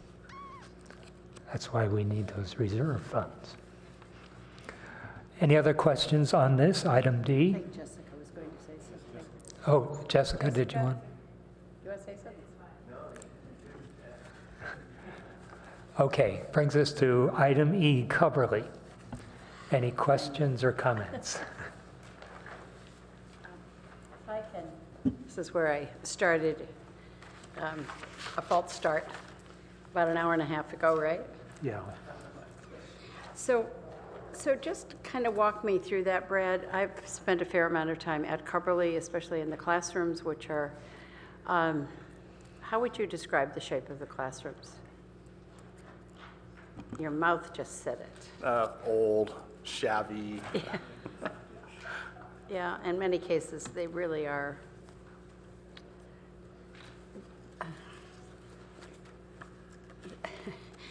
They really, I think, need a great deal of love and attention, but that comes in the form of dollars. So what would you think of as you go through those classrooms that could be done? The electrical is certainly way out of code. Speaking of code officers, way out of code. I imagine the seismic is certainly greatly in question. If we improve the classrooms, is that really putting money in a place where we'll get little return on our investment? Potentially. So maybe I'm not the best person to speak on this, but there's kind of a balance here of two things we're weighing, right? We don't yet know the future uses of Coverly, and we want to improve it. So if we're working on a master plan that's going to occur over the next year or so, we wouldn't want to move forward and make significant capital investments in an area where we may come up with a plan that says it's going to have a completely different use or go away. That doesn't mean that some of the types of issues you're bringing up about the classrooms wouldn't be things that we could invest in the short term. But the ones you mentioned previously were the theater and the one other, I'd forgotten. The tennis courts. Tennis courts. So both of those are long-term. You're going, tennis courts, that'll stay. And that was part of the thinking. We walked around and we saw, you Yeah. know, these tennis courts are horrible. They're cracked with uneven surfaces. We think they're probably not going away, and people were using them, so that seemed like a great idea for something to get underway with. Yeah, so I would agree with you. I think those two areas, you know, you're talking about the theater essentially, and talking about something that will stay hopefully permanently, which will be the tennis courts. Yeah, the tennis courts. The other one that I was mentioning was the auditorium. The auditorium that served as the temporary Mitchell Library during the project. Oh, right. I was thinking of the theater. Yeah. Yes, of course, the one that faces the street, right. Yeah. And, you know, in the walkthrough that I was mentioning that we did, there were a number of ideas that people had for projects that could be done. And like I was saying, we just haven't had a chance to go through all that and come up with the short-term plan. Yeah, and that's a good meeting room. Good. Okay, thanks. Any other comments? I would just note that you do not have the flow of revenues that is coming in, which $1.9 million per year is not shown anywhere. And I think the critical piece, we're not spending 1.9 on what maintenance activities are going on, but the master plan is critical now. We've been 6 or 7 years with advisory commissions and committees looking at this, and we really need to make some decisions and make those decisions quickly. You don't mention the fact that Foothill, the major tenant on site, is probably leaving within 12 to 15 months, which will change financing dramatically. So there's a couple issues that are coming up that demand attention. One is, how do we deal with the revenue flows with no Foothill? And two, what is the timing behind this master plan? And when can we really start anticipating how we're going to use that site and how it's going to be coordinated with the entire site? So maybe some, at least timing of when you expect to come back to us. Good points, Vice Mayor, and we can definitely add that to the final adoption document. I think those are good points to add because people need to anticipate this 5-year. And as you mentioned, the master plan, there's no final determination on how it's going to be funded. And it triggers a lot of discussion. And if Foothill moves out, there's a clause in the contract that talks about a change in the compensation or the rent being paid. So those are points that we can illustrate in the document.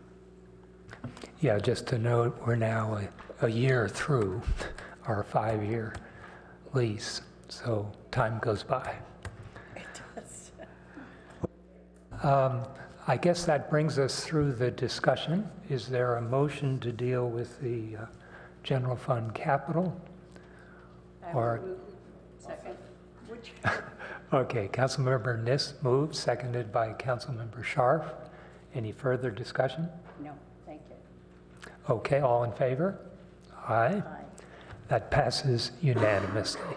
Thank you very much. Let's see, we're hour 45 minutes in. We have animal services and the wrap-up. You are right on the button. Does the council need 5 minutes, or should we do animal services? Let's just stretch for 5 minutes. Yeah, let's do it after animal services. Okay, so let's move immediately then to animal services. Item number 2. Staff, do you have a presentation? It's afterwards. Why cover it? Okay. Before we go to animal services, staff is telling me, where is it? Page 3. Okay, thank you. page 3. So let me flip to page 3 quickly. Oh, no, this is the budget wrap-up memo for page 3, please. I just would like to point the committee to amendments we're requesting to the capital budget. Initially, let me give you the story a little bit quickly. Initially, we had 3 projects as part of the infrastructure plan, which we hope to start this fiscal year. That's a public safety building, Fire Station 3 replacement, and the downtown parking garage. So we assumed some expenditures for fiscal year 2015 for those, but given where we are today, we don't think it will start this fiscal year. So we're just asking for the committee tentative approval of those revisions of the 16 proposed budget. What that means, moving the money from 15 into 16. So it's a very simple action, and it's detailed on page 3, going into page 4.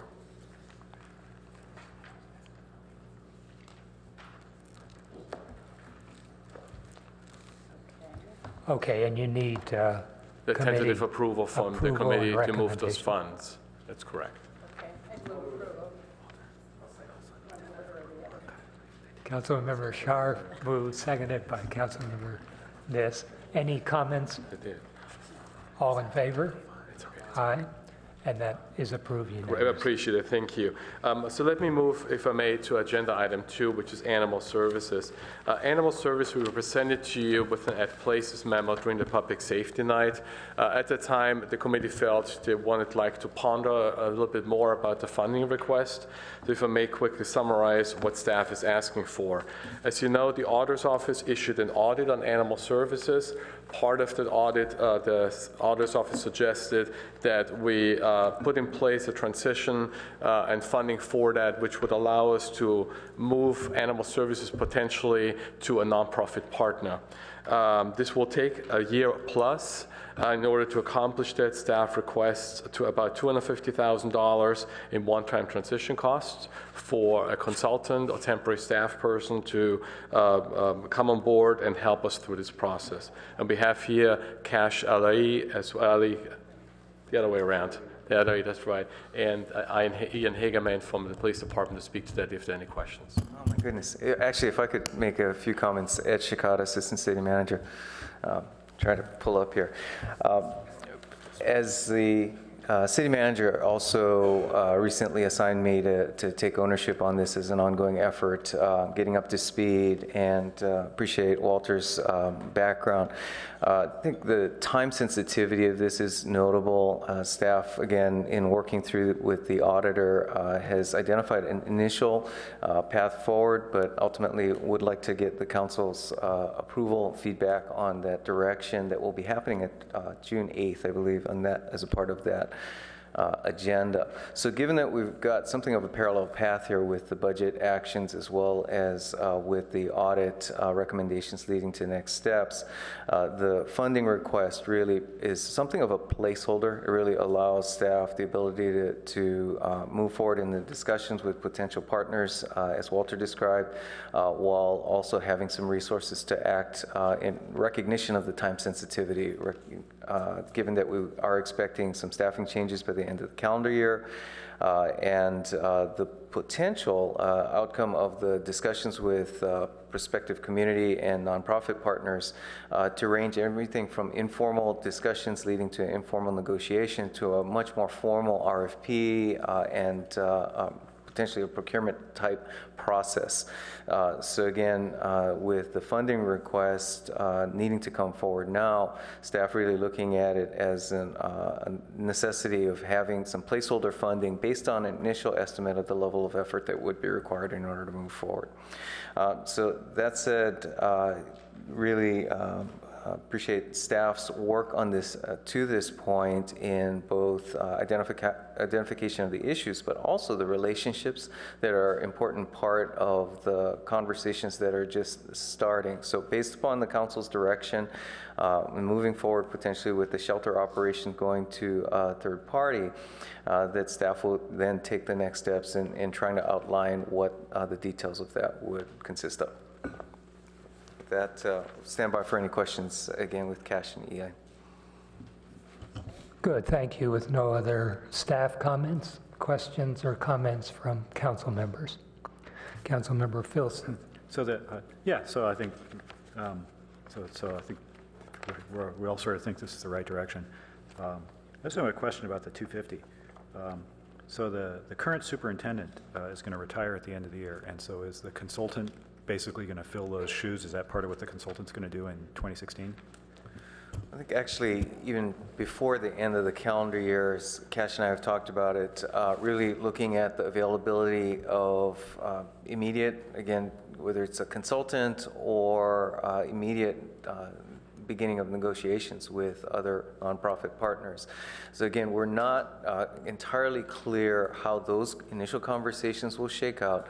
Potentially, it will be to identify one or a handful of possible consultants that would then take on, whether it's the entire effort to identify and potentially negotiate with an operator, to really staff taking on more of that and allowing more funds to be available to run the procurement process and then for the operation itself. So a bit of unknown at this point, to be quite frank. This seems like 250. You can get a lot of consulting for 250K. Yes, I would imagine we should be able to. But again, this is clearly a scope that we wouldn't want to just completely hand off because, as noted, the relationships with nonprofit partners, the expectations and the need to integrate with the existing police department operations, really important for us to feel comfortable that step by step reflects the context in Palo Alto, as well as again, with existing organizations or conceivably organizations that may need to even modify some of their own basic missions in order to fill our needs, and seeing what comes of those conversations. Council member, could I interrupt for just a second? We do have a member of the public who'd like to speak, Scotty Zimmerman. If you'd like to come up, and you have 3 minutes.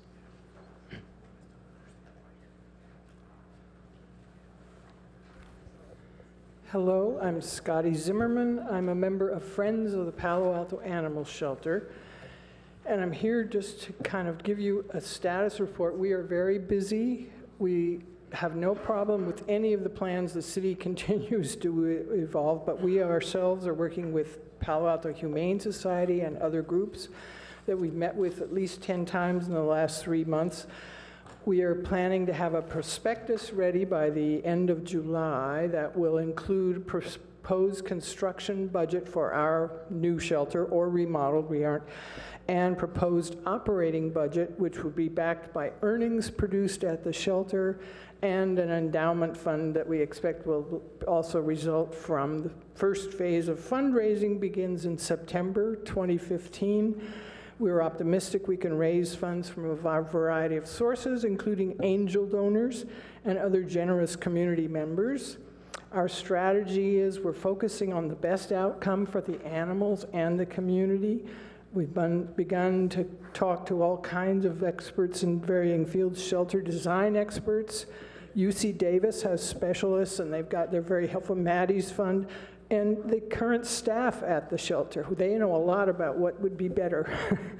We're going to be talking to architects and builders, and we want to look for people who specialize in green design and find local people if possible. We're going to be consulting, and have been for a long time, consulting with managers of shelters in our county and out of our county, Peninsula Humane Societies in San Mateo. We're actually going to be getting information from the Winnipeg Humane Society. One of our members is from Canada and knows someone who's up there at that shelter. It was designed by George Myers, who's the same guy who designed the shelter in Milpitas and the PHS in Burlingame. We want to establish some kind of city nonprofit partnership if it makes sense. We don't want to run the shelter. I don't mind being somehow connected in advisory capacity or whatever, but we want to be in a partnership with the city. We want to keep talking to people like the women at Avenidas and the Junior Museum and Zoo and so on. The partnerships seem to be very good, and we're digging in to start this capital improvement fundraising. I think I didn't see a green light or anything. I'm just finished, I guess. Thank you. Thank you very much. Lydia Koo. Good afternoon. Thank you. I'm very, very pleased to hear that the Palo Alto Animal Shelter is here to stay. To say that it's in dire shape is an understatement. And earlier when Councilmember Scharf said that it was a stepchild to California Avenue, I think the animal shelter is such. It's great to see that since the proposed closure back in 2012, the financials have been left in a limp. I mean, it's been limping along all these years. It's 3 years now.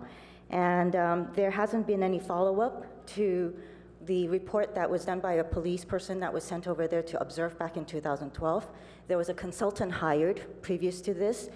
We don't have the follow-up on that either. Recently, we did see the audit report that came out by the auditor's office, which is great to see.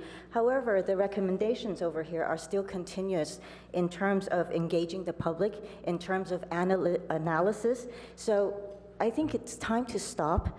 Back in 2012, I know a nonprofit had approached and made a presentation to this council, I believe, saying that they can have a setup where they can bring someone in to evaluate the services over at the animal shelter. They are the experienced people, and then they can write up a report to determine what is needed in order to help the animal shelter thrive. And they've been waiting for RFP ever since then, and nothing has been issued. So it'd be really nice to see that this money that has been appropriated or considered going towards an RFP so that this can move on instead of waiting another year for shelter to be limping along. I'm just here today to urge you to move forward on this. Thank you. Great, thank you very much. Councilmember Filsath.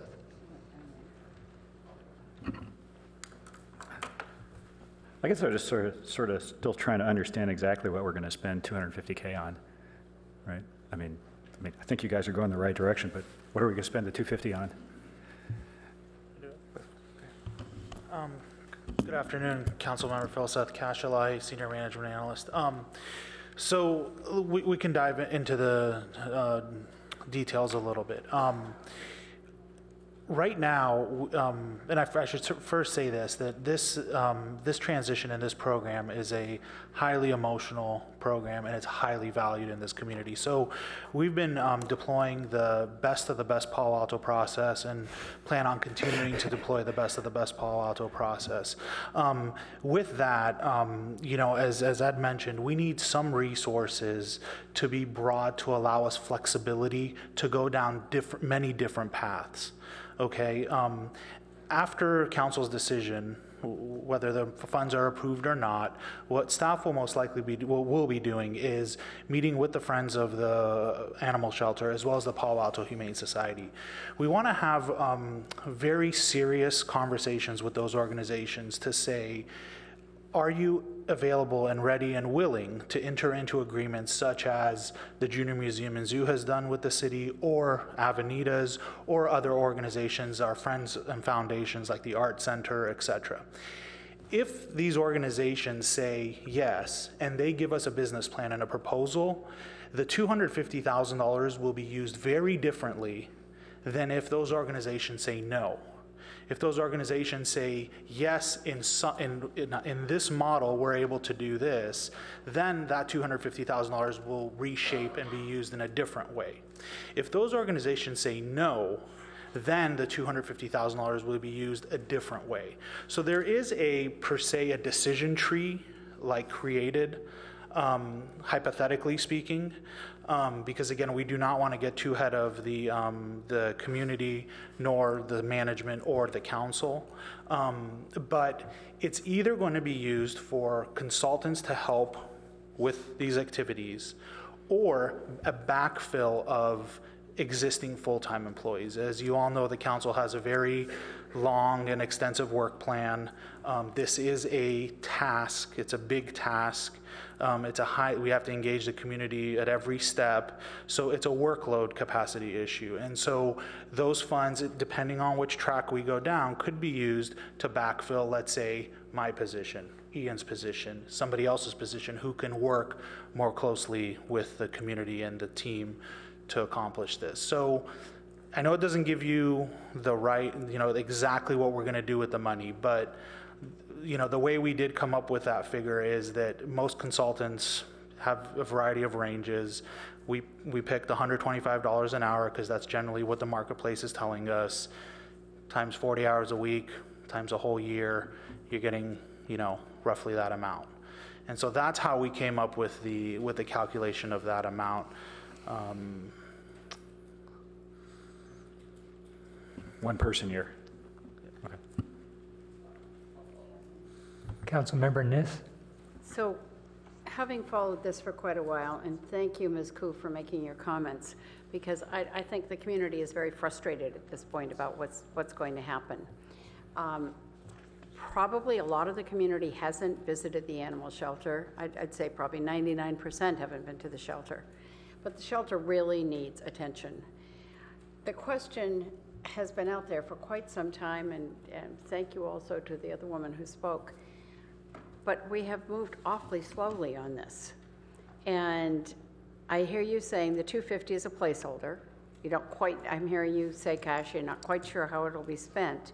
But how can we track this in a better way? Because part of this problem, because this has gone on since 2010, 2011, 2012. I remember when I was a supervisor and we contributed $50,000 that year to keeping it open.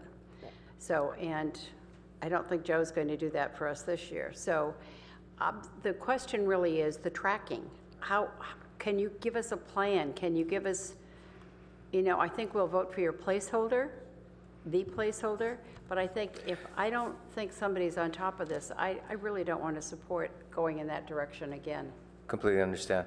So having heard that, from staff perspective, certainly open to any method of ongoing reporting and venue for ongoing reporting that would be ideal for the council. And again, understanding that there will be a significant community interest in this. So for the rest of the year, can you give us a monthly?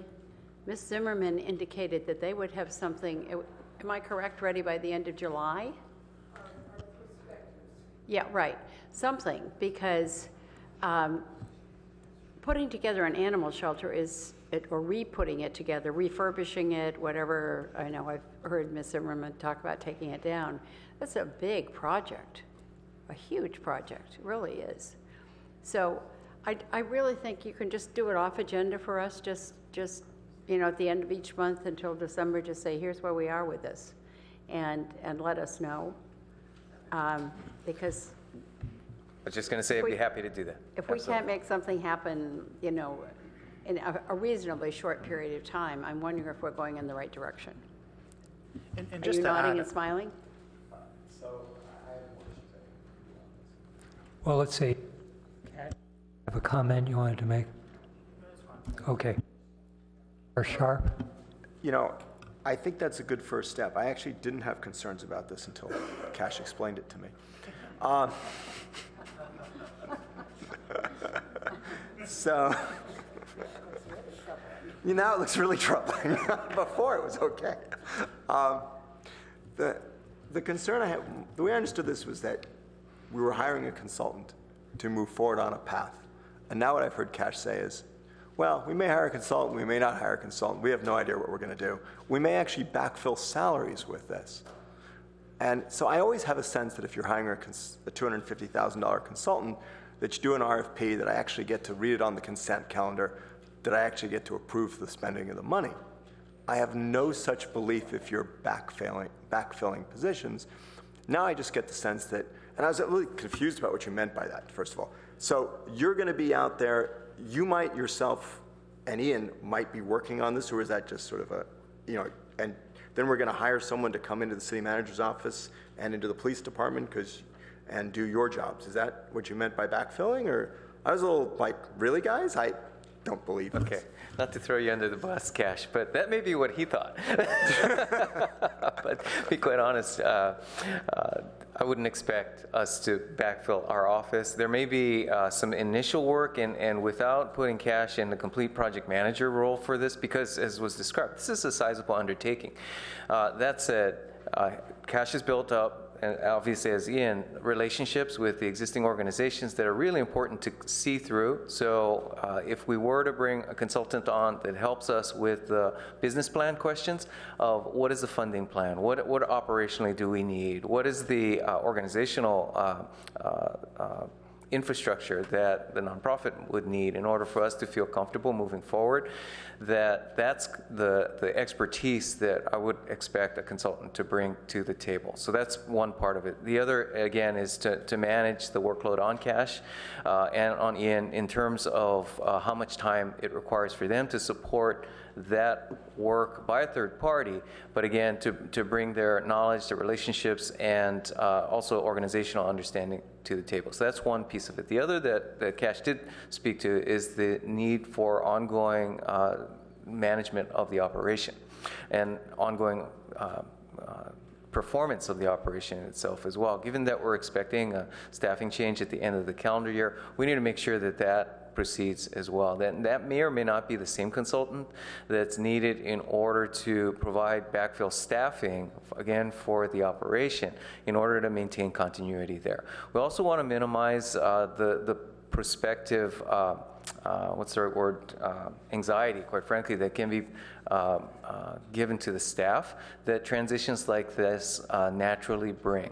So Cash is right on in describing something of the flexibility that we need. He'd go out and say, we're not sure what this would be. I'd say we need some flexibility to take it a step at a time in order to allow the first steps to inform the next steps, to make sure that we're moving as quickly as possible, minimize the anxiety that it caused to existing staff while ensuring that the ongoing operation is supported, while at the same time looking at the longer term again, business planning and financial structure that will be necessary for us to feel confident bringing back a long-term plan to the council. Okay, thanks. Yeah, if I could add a piece in there. My understanding is if you look at the longer term, the city had been providing a subsidy to animal services on the order between $300,000 and $400,000. When Mountain View dropped out, a chunk of revenue dropped out with them, a year and a half ago now, 2 years, which brought that subsidy up to $750,000. Now, my understanding, the 2016 budget continues that subsidy, and you're asking for on top of that $250,000. For the consulting contract to step in and deal with some of these longer term issues. It's not just a transition, but it's what is the partnerships going to be? How big? Do we need a new building? What kind of services will be there? So there's sets of issues put together here. Now there's one positive thing, isn't there, that the current leader of the animal shelter will be leaving at the year end. So there's some decline in the subsidy needed for staff, or are you replacing that leader with another interim leader? So the whole picture of financial flows is important, and what the consultant, what the space or scope of the consultant is to provide leadership, to do negotiating, to do a strategic rethink, maybe also the site and what will be on the site, whole sets of issues. And is the goal of that to reach completion by the end of 2016? Or will the 2017 budget say, well, this actually is going to take longer? So timing as well is a critical issue. Yeah, so, our goal is to transition the shelter operations to a nonprofit as soon as possible. And our goal is to do it in this fiscal year. Can we 100% commit to that? I don't think so. We think we can, and that's what we're aiming for. Yeah. What evidence do we have? Why would a nonprofit take over something that's losing 700 and some $1,000. I mean, why do you believe that this will work? So, we've been working not only with our local groups, the Friends and the Palo Alto Humane Society, but we've been working with the Peninsula Humane Society, the Silicon Valley Humane Society, I forget the other one's name. No, there's another one. It's no, it's not the Milpitas guys. It's the ones that do Campbell and Cupertino and stuff. But anyhow, we've been speaking. There's about three Savaca, and then there's other ones. Actually, there's private entities that have approached us that are smaller shelters that have one store right now or not. There is an interest to bid on a request for proposal and submit that to the city and to have a nonprofit come and take this over. And the nonprofits, they make money. They have the ability to fundraise and recover their costs and also raise enough money for a building. Peninsula Humane Society raised between $35 and $40 million for their building. The ones in Milpitas raised nearly $20 million for their building. So they have proven models, and we believe that we could enter into a successful partnership. So just to summarize, what I understand you're saying is that something like the Peninsula Humane Society will come in, take over the animal shelter, and run it as part of the way they run their shelters, and that they have the ability to fundraise, they have the ability to increase revenue, and that they run it like they run their other shelters, and that's what we mean by partnering with a nonprofit. Correct. You're absolutely right. But before we do that, we would like to have some robust conversations with our specific local organizations, the Friends Group and the Palo Alto Humane Society, to see if they want to do something similar to like the Junior Museum and Zoo model, or similar to the relationship the Art Center Foundation has with the Art Center. That would probably not be a formal request for proposal that has multiple people bidding on it. That would be more of a unique Palo Alto thing. And so we want to make sure that our local residents and our local groups have had an opportunity to have good conversations with the city. And if something is there, we're willing to give that a look. Of course, that would come before the council to look at, and we would engage, even potentially a commissioner or two in looking at that before we finalize that agreement. But if that doesn't work, then we'll engage in a request for a proposal to have somebody outside of Palo Alto come in and bid and run the operation. So, and the final thought is, you talked about updating Councilmember Niss on where we are on the animal shelter. I'd like us to update us on how we're spending the money. Yeah, I think that might be easy. Any other comments? Motion?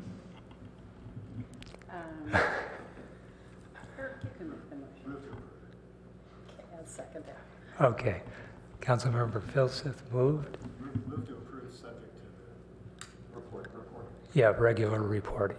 Councilmember Niss, any comments? And the same comment, please track it for us, and so something that can be distributed to the public at the same time. As a follow-up, the Silicon Valley Humane Society, which is in Milpitas, recently raised $1 million at their fundraiser. So it does happen. You're correct. But the sustainability is what's really important. Yeah. I recognize this is difficult, and and therefore I'm willing to go, because really what you're saying is, let's put $250,000 aside. We don't know how we're going to spend it. We just want the flexibility to be able to try and solve this problem. And that means we have to trust you to spend it wisely, and we have to trust you to be careful and thoughtful in that. So, if you spend the money, at the end of the year, I hopefully won't be in the exact same position we are right now. That would breach the trust, just so we're clear. Yeah. Yes.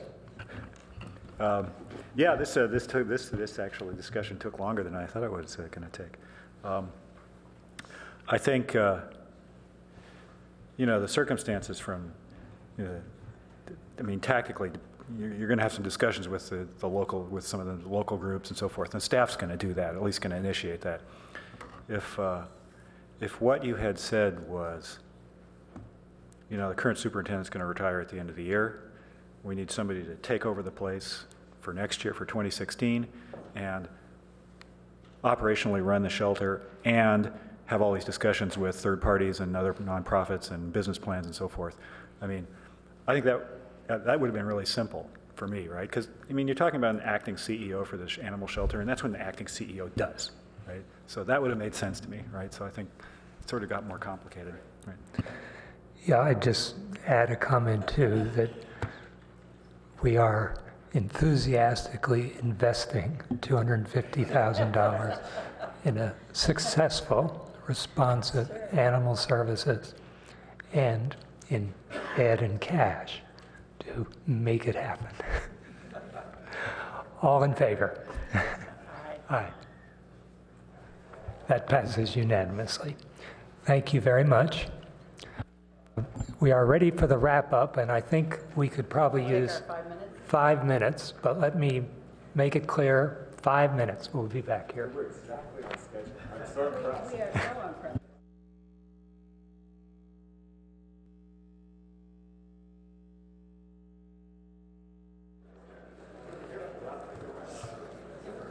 And we are about to enter the wrap-up. This is the wrap-up of the entire budget. And my understanding is we have 7 discrete steps to go through. Number 1, budget, information, and questions about the overall budget. Number 2, municipal fees. Number 3, capital reappropriations. Number 4, the general fund parking lot that we have identified. Number 5, fiber optic rebuild.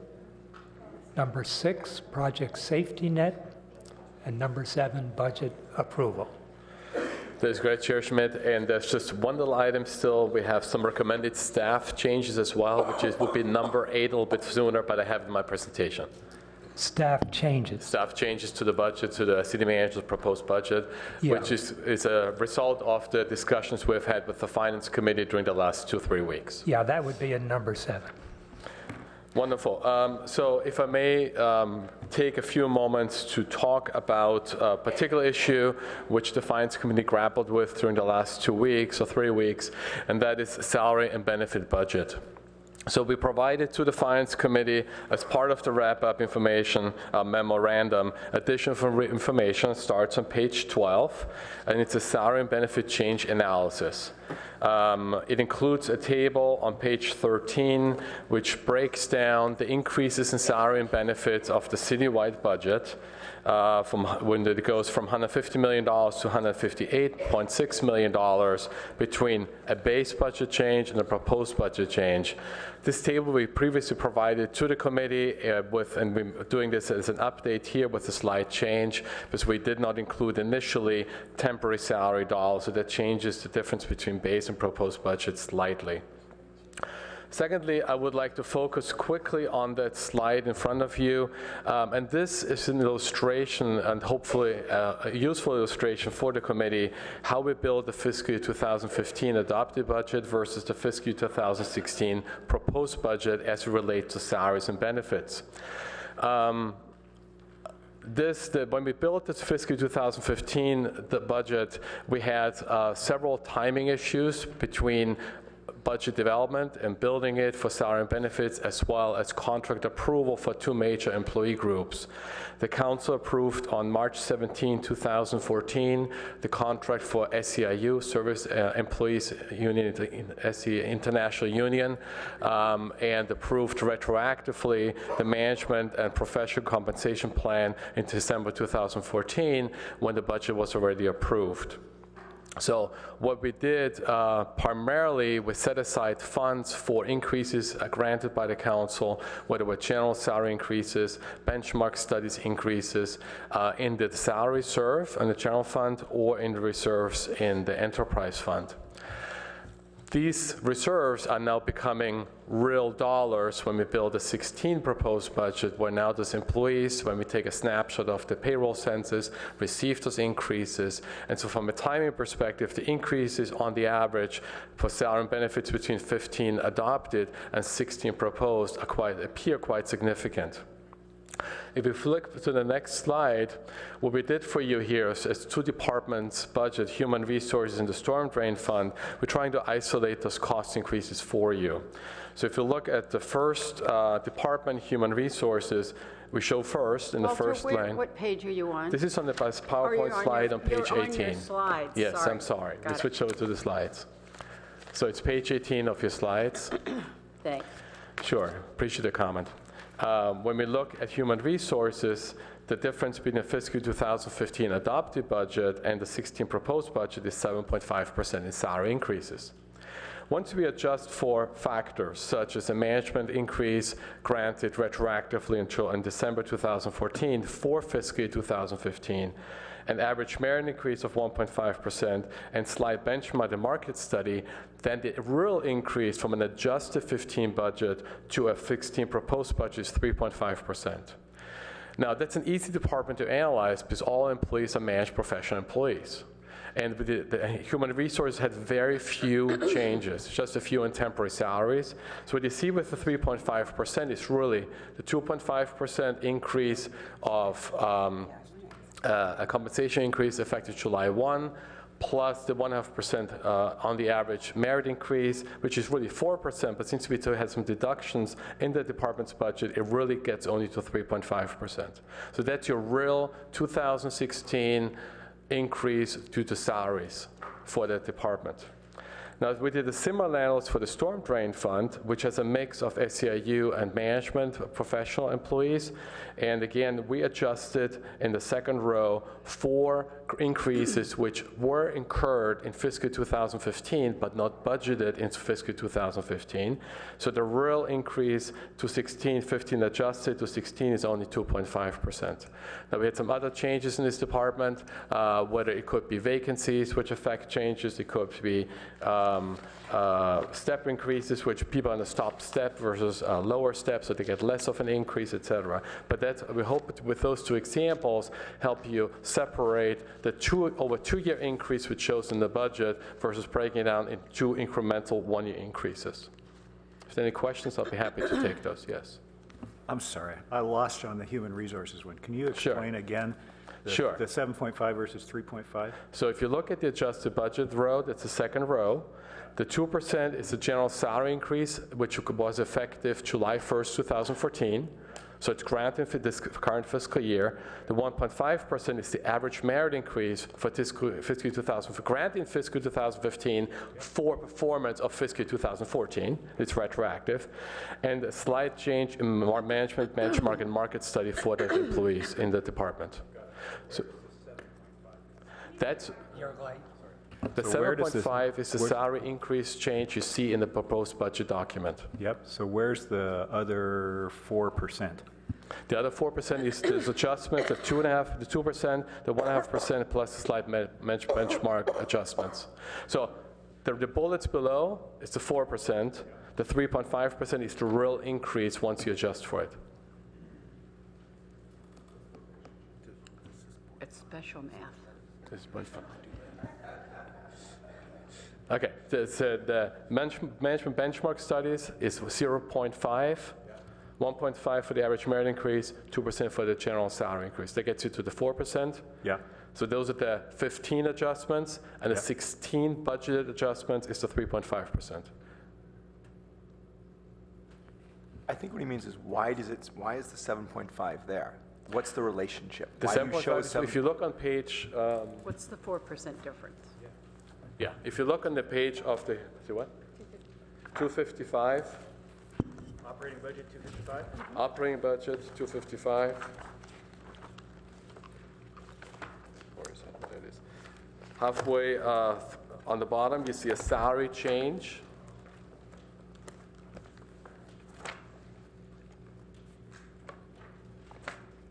That's the 15 adopted, so 16 proposed salary change to 7.5%. Yep. So that's the 7.5. We're trying to explain to you, once you adjust for the bulleted factors, the real increase from 15 adjusted to 16 proposed is 3.5%. Because that's what we had in the proposed budget document, and council members were asking, how come the increase is so large here, and there's a reference point, we put it there on the PowerPoint slide. So you're just saying the 7.5 is just not a true number, that's all? Well, the 7.5% includes, it is a true number, from 15 adopted to 16 proposed. However, it really includes cost increases for 2 fiscal years due to timing. So it's really a timing issue. When the council approved the managed professional plan and retroactively budgeted, retroactively granted those increases, the proposed adopted budget 15 was already approved by the council.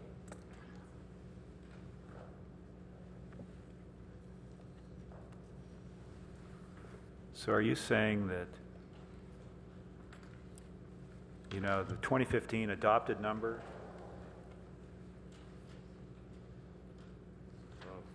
1.622 million? Right. But we didn't really spend that? Is that? No, we are spending this money in 2015. Okay. Yes. But that number did not include increases which were granted retroactively. Those increases were budgeted in the salary reserve, which you see in the non-departmental section of the budget. But that's typically what we do. We do not budget salary and benefits expenditures to departments unless council has approved a contract. And you approved the council approved the managed professional plan after adoption of the budget. So are you saying that that 1.622 number in 2015, we actually spent more than that because of the retroactive? What I'm saying is, had we had all the employees in the department's budget been fully employed at the budgeted level, and that didn't happen, we would have spent more than 1.622 million. We would have come back to a part of mid-year, fiscal year 2015, to adjust the budget from moving money from the salary reserve into HR's budget. Oh, I see.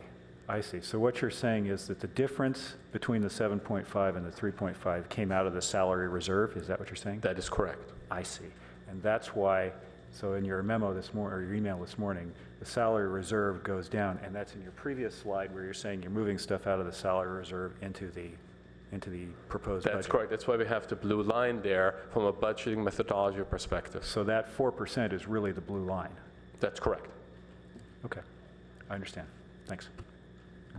Did you want to finish page 19? Sure. One quick thing ahead of time. So page 19. Thanks, Walter. Walter, could I just, on that same page, pay for performance and merit increases. My understanding is most government entities don't pay for performance or for merit. So the way you have it with our labor contracts is the majority of bargaining units have a step increase, which means that if an employee is satisfactory, automatically a step increase is awarded. For managed professional employees, that's different. What happens here, we have a performance evaluation, and based on the level of performance, whether it's satisfactory, above standard, or exceptional, employees will get a different merit pay increase. And then the average, we budget 1.5%. And the step increase is 5%. Okay, I hear you. We'll come back to that later because I somehow think that doesn't quite fit in with the philosophy as I've understood it. So we'll have another conversation. Okay, Walter, if you want to finish. Sure. Page 19, what we're showing you here is a slide which tells you on the top line the proposed budget was balanced, so zero revenue. So, but that means we have no higher expenditures and revenues since we left it at zero. We could have put it down at $185 million too, but it would have been too complicated, I think, to follow through. So that means a balanced budget. Then the council approved tentatively a $5,000 increase for meals. Then we had a $27,000 increase tentatively approved by the committee for the San Francisco Creek JPA, increased staffing levels, which are requested, offset with additional revenues through budget surplus for fiscal 2015. And then we had subsequently, and that's item 6 items below, which we're asking you to make some changes. And these I would like to talk through with you, and I would like to point you to the memo on page 6. We have staff recommended general fund actions. And if you allow me, I will summarize them quickly for you. First thing is the city manager proposed to break apart the public safety department in the budget. That means we need to move the police chief who is 50% budget in the fire department, fully from the fire department to the police department, which is fine from an expense perspective. There's no change. But the fire department currently, per the contract with Stanford, is 30% reimbursed from Stanford University. So there's a decrease in revenue, which we're accounting here for. Secondly, in the second week of May, the council approved the urban forest master plan. And council members requested to see how much it would be to start this plan in fiscal 2016 versus waiting a year before we start implementing the master plan. Public Works is proposing an increase one time of $122,000, which is described in more detail on page 6 of the memorandum. Then we talked about the $250,000 Palo Alto's Animal Services Transition Funding, which the committee just approved. And then we are proposing an alignment for TOT revenue. Councilmember Scharf talked about this about 2 weeks ago and mentioned it today as well. What is the total tax revenue received from TOT related to new hotels and the 2% tax increase? That total estimate, which we expect to receive in fiscal 2016, is $5.3 million.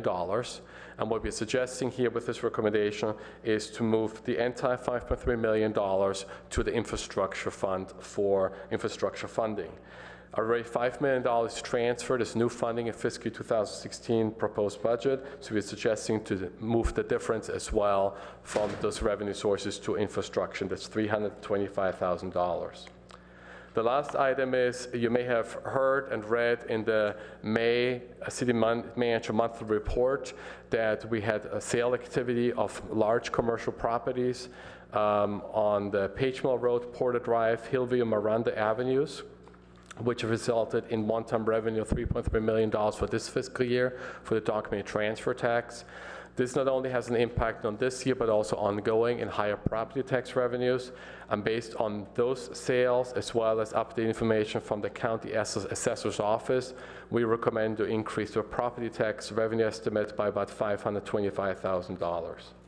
If the council committee approves all these changes, this will result in a net surplus to the general fund of $200,000. And that is not assuming any changes from the parking lot. It's just these actions alone. Good.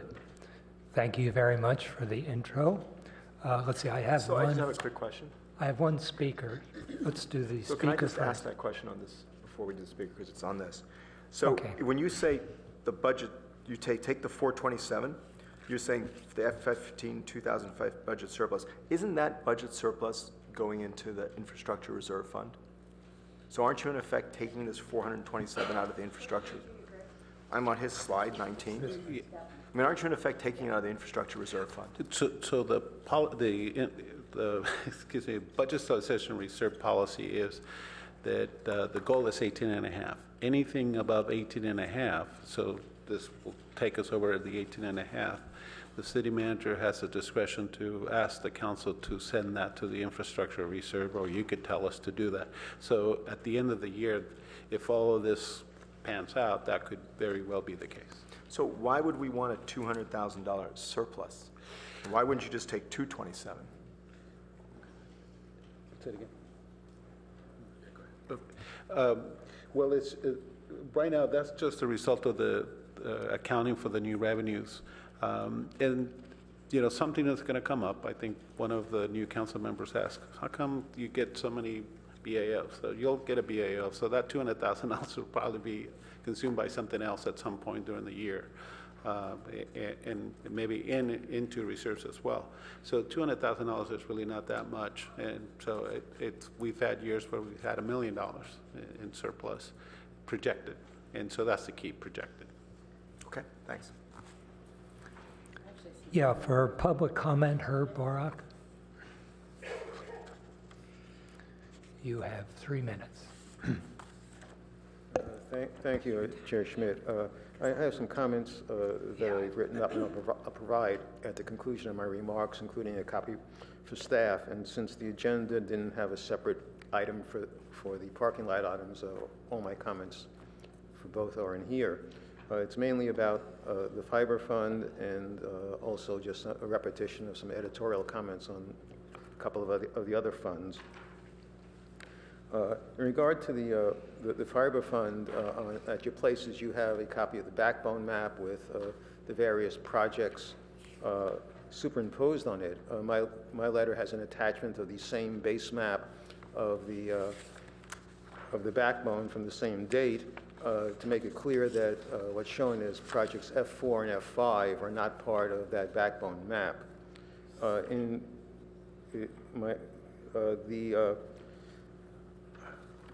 The budget document, I believe it's page 403, that shows a map, does not include the projects F6 and F7 that are shown in your new memo. And it seems to me that they need to be added to that, and that the legend, I would hope, could be changed to add the CIP numbers to the descriptions. In regard to F4, this does not look like a backbone item.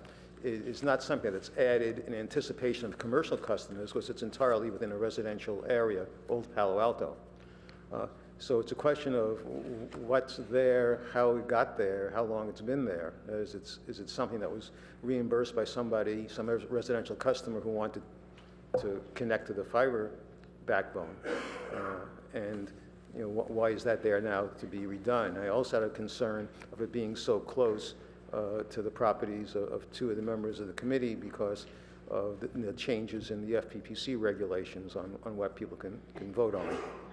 In regard to what you have, your parking lot item, my concerns expressed previously had to do with the fact of using up so much of the surplus at this time, in this current year and next year, on a rebuild, when at the same time the council will be considering policy decision on fiber to the premises master plan.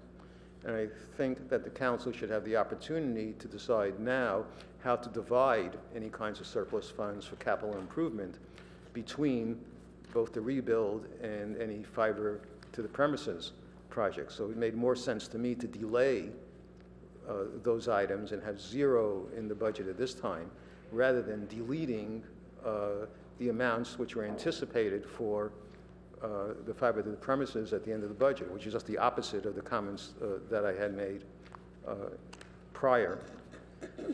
And also there's an indication that those items were placeholders based upon the CTC recommendation, which hasn't come out yet. So someone knows how much it is, but we haven't been told yet on that. In terms of the editorial comments... 10 seconds. Okay, the editorial comments that I had, the light doesn't seem to work here, had to do with wastewater cap CIP, page 553 should be 75 million instead of 57 million. Operating for refuse fund, operating budget 363 under initiatives. The first one, bullet point should refer to a nearby facility rather than a local facility. And finally, the general comment that in the tables for the CIPs, the schedule for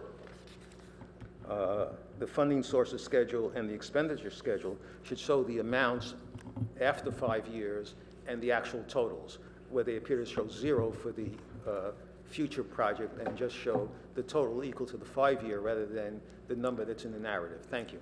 Thank you for your careful reading. I have one other public comment from Jeff Hoyle.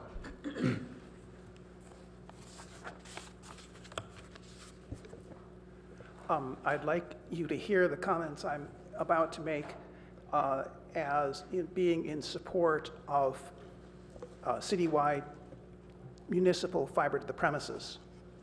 I realize that some of you on May 7th thought that the dark fiber network had nothing to do with fiber to the premises. But as you saw in the staff memo for today's meeting, the very idea for the FO 16,000 project came from the CTC study into fiber to the premises. And so I think there is a relationship there. And I think we should wait until the CTC study comes out and see what it says before deciding to budget money based on what it might say. And by the way, CTC is also working on a wireless network plan, and conceivably, staff might have been confused, and it's the wireless plan that covets the dark fiber network. I've told you many times in the past that dark fiber network is the wrong fiber to use for wireless, but I don't know if that's what CTC says. In terms of the segments and what segments are nearly full, I assume the segments near PAIX are nearly full. That includes the area around City Hall, where apparently a fiber strand was dedicated to King Plaza to support wireless there. And I guess my question is, does the city have a policy about when a segment is nearly full? Do you just keep handing them out, first come, first serve, or do you go into a sort of a conservation mode where you hand them out to the most serious projects first?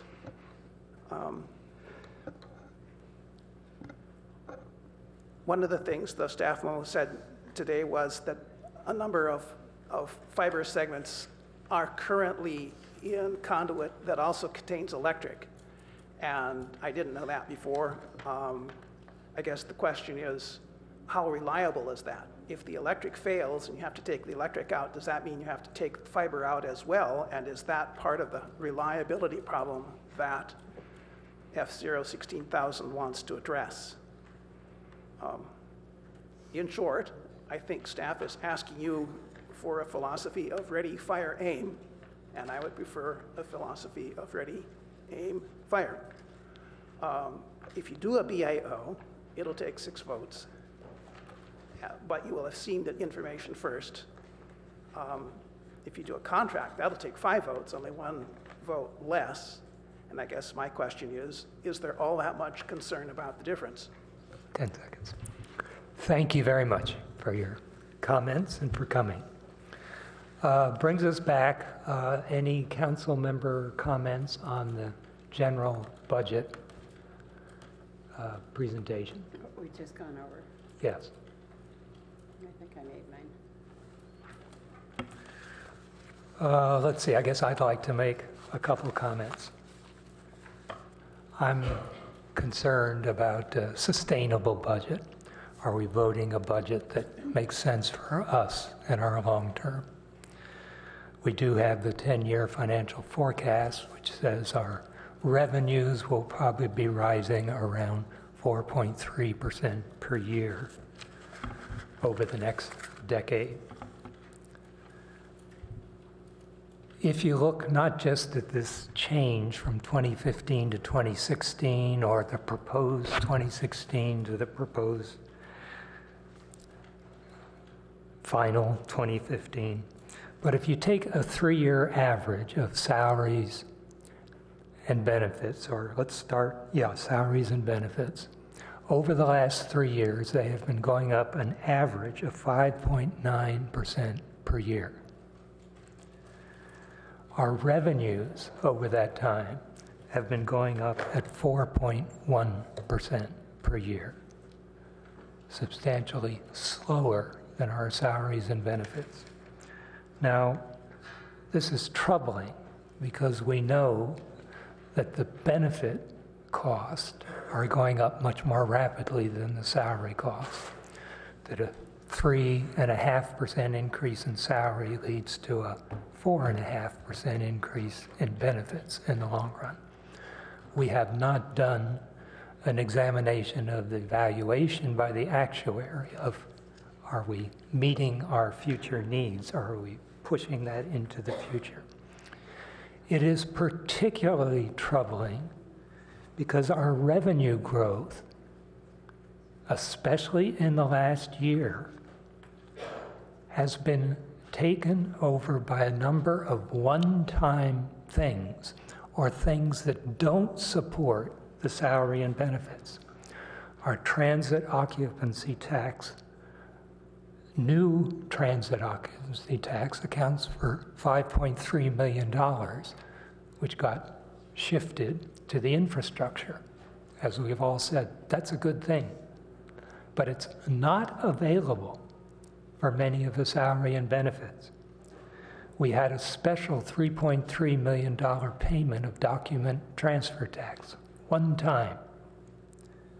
And we've had, over the last couple of years, big pushes in sales tax connected with Stanford and other special circumstances, which are not replicable over time. Yet in this budget, we are adding over 10 people in the general fund, and you add the special funds, it comes to 12 people. And is that a sustainable budget? Adding people at a time where our revenues over a 3-year period are slower than our salary and benefit increase, and where we know our benefits are growing faster than our salaries. So the future cost of workers are going to be higher than current cost. So I'm very concerned with the number of new employees that are coming. And I guess a base question, is it the right time to be adding 10 to 12 new employees in the general fund when we have that imbalance? Is that sustainable?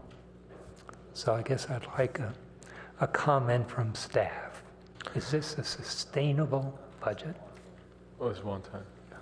So allow me to respond first, and Lalo will surely jump in since he has a little bit more history than I do.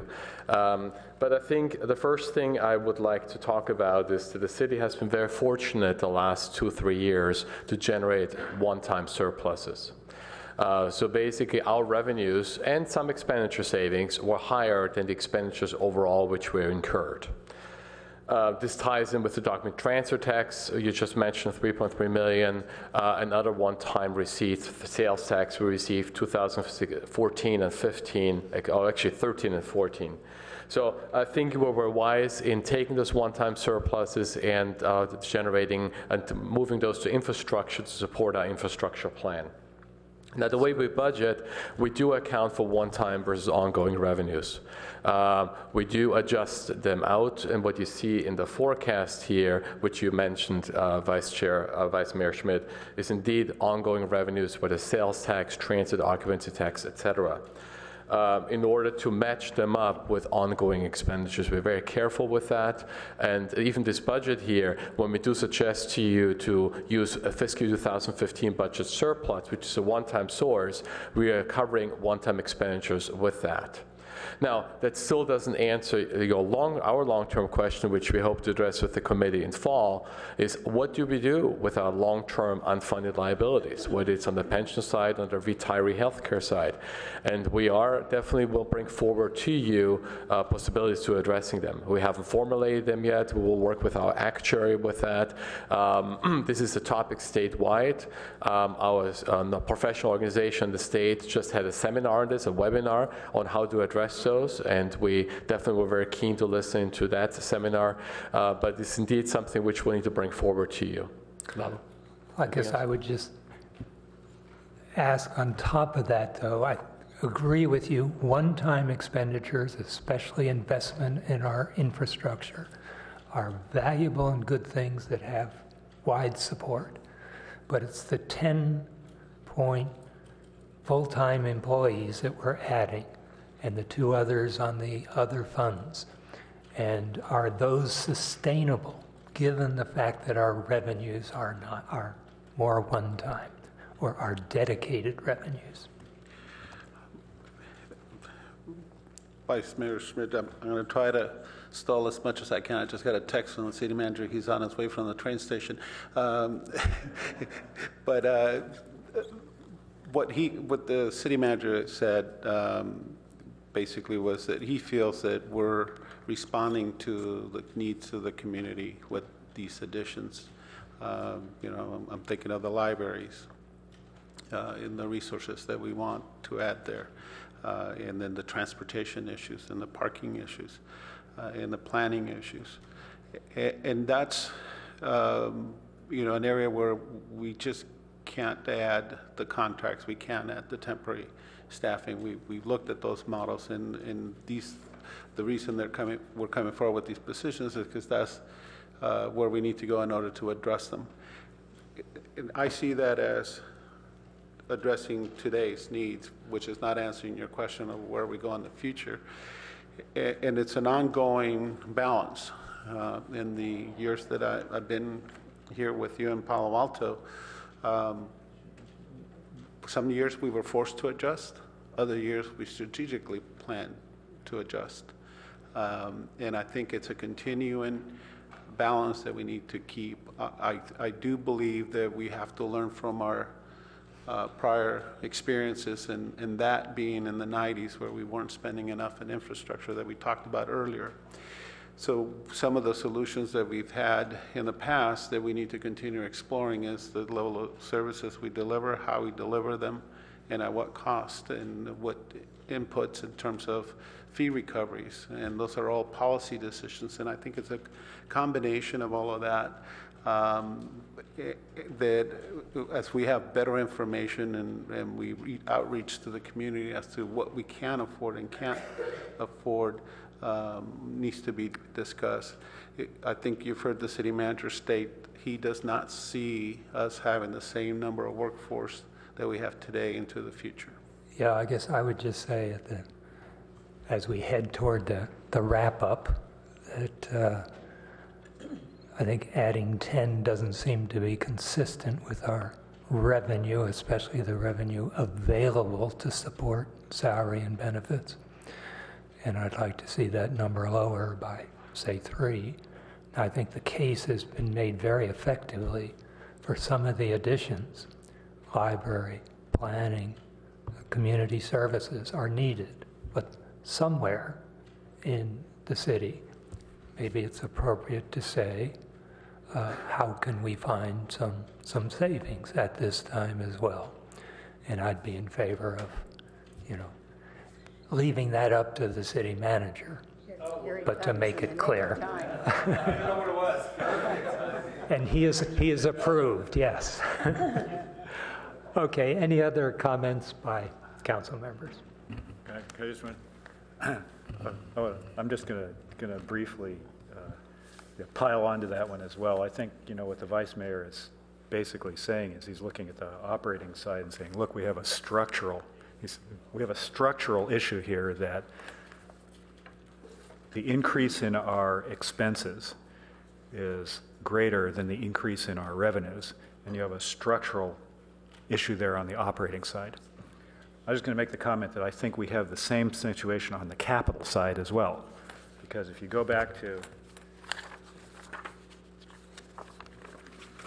your trusty, beautiful chart here, right? I mean, we're spending more on capital than we have in our capital budgets, and that's why we're burning down the infrastructure reserve. And the answer is, if we want to replenish the infrastructure reserve, we're going to have to pull money out of the general fund in order to do that. But as the vice mayor just pointed out, the general fund is operating at a structural deficit too, right? So I think, the bottom line is, are we creating thank God it's not 2009 anymore, okay? But are we still creating a structural operating structure that isn't sustainable? Right.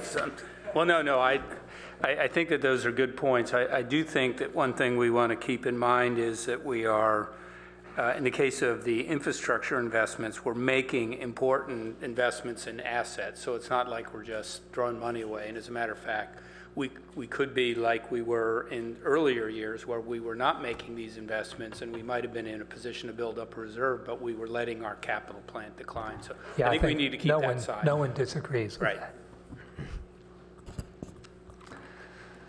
Okay, I guess we're not voting on anything now, but Let me add a comment. yes, please. And Jim, you did come in the nick of time because we've been having a number of discussions about this. I'm in a different place on the infrastructure reserve because I remember from the time that I came back to the council, the discussion has been about infrastructure, driven very strongly by Greg Scharf and Larry Klein, who felt rather passionately about it, I would say, and determined to have those infrastructure projects added. So I'm not concerned about spending it down because I think, and I'm glad you came, Jim, to use the word assets. I think those are our assets. They include things that are, in some cases, streets and sidewalks and so forth. Those you've got to invest in those. As far as your comment, though, Greg, about long-term sustainability and our workforce, that is always a concern. One of the things, though, I was very glad to see is we are putting more into our deferred pensions, and I think that makes a difference. And did I see 20 million in here? We've now all read too many things. But as I recall, we're spending that down fairly substantially, and that's a huge difference for us, is getting the pension funds in a place where we can actually see their sustainability, which is going to be extremely difficult and long-term. So I'm more concerned with the budget that we are operating with than I am with our capital budget where we're using the infrastructure funds. So welcome back, Jim. We hear you had some fog this morning. Okay. Of the other kind. Walter, did you want to make a comment? So, Vice Mayor Schmidt, as the next item to approve, actually, would be on that slide, the staff proposed actions as presented to you. I just summarized them for you. There will be the next approval item for you, and then we go into other staff recommended changes and then the parking lot items. So if I could speak to that. I'd like us not to do this right now. I mean, we might as well look at the parking lot and do the final budget as itself. And that way, we can decide what we're not putting in here. I don't see any reason to do this first and then take up the parking. That doesn't make any sense. It's perfectly fine, too. So your suggestion is to drop the muni fees after the budget approval? Oh, I thought you meant to approve this stuff. We can wait on that as well. The muni fees to me are a separate issue, but. Yeah. Okay. Yes, we'll lead, I guess the big vote is going to be on the budget, but these are And I elements. concur with that. I think that's right. These are elements of the budget. Right. You want to do the muni fees next then? Yeah, the next one is muni fees. So if I may quickly speak to the two muni fee items here presented to you.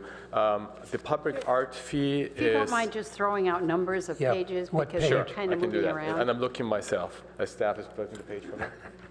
Page 22, please. So page 22, there's a slight correction here.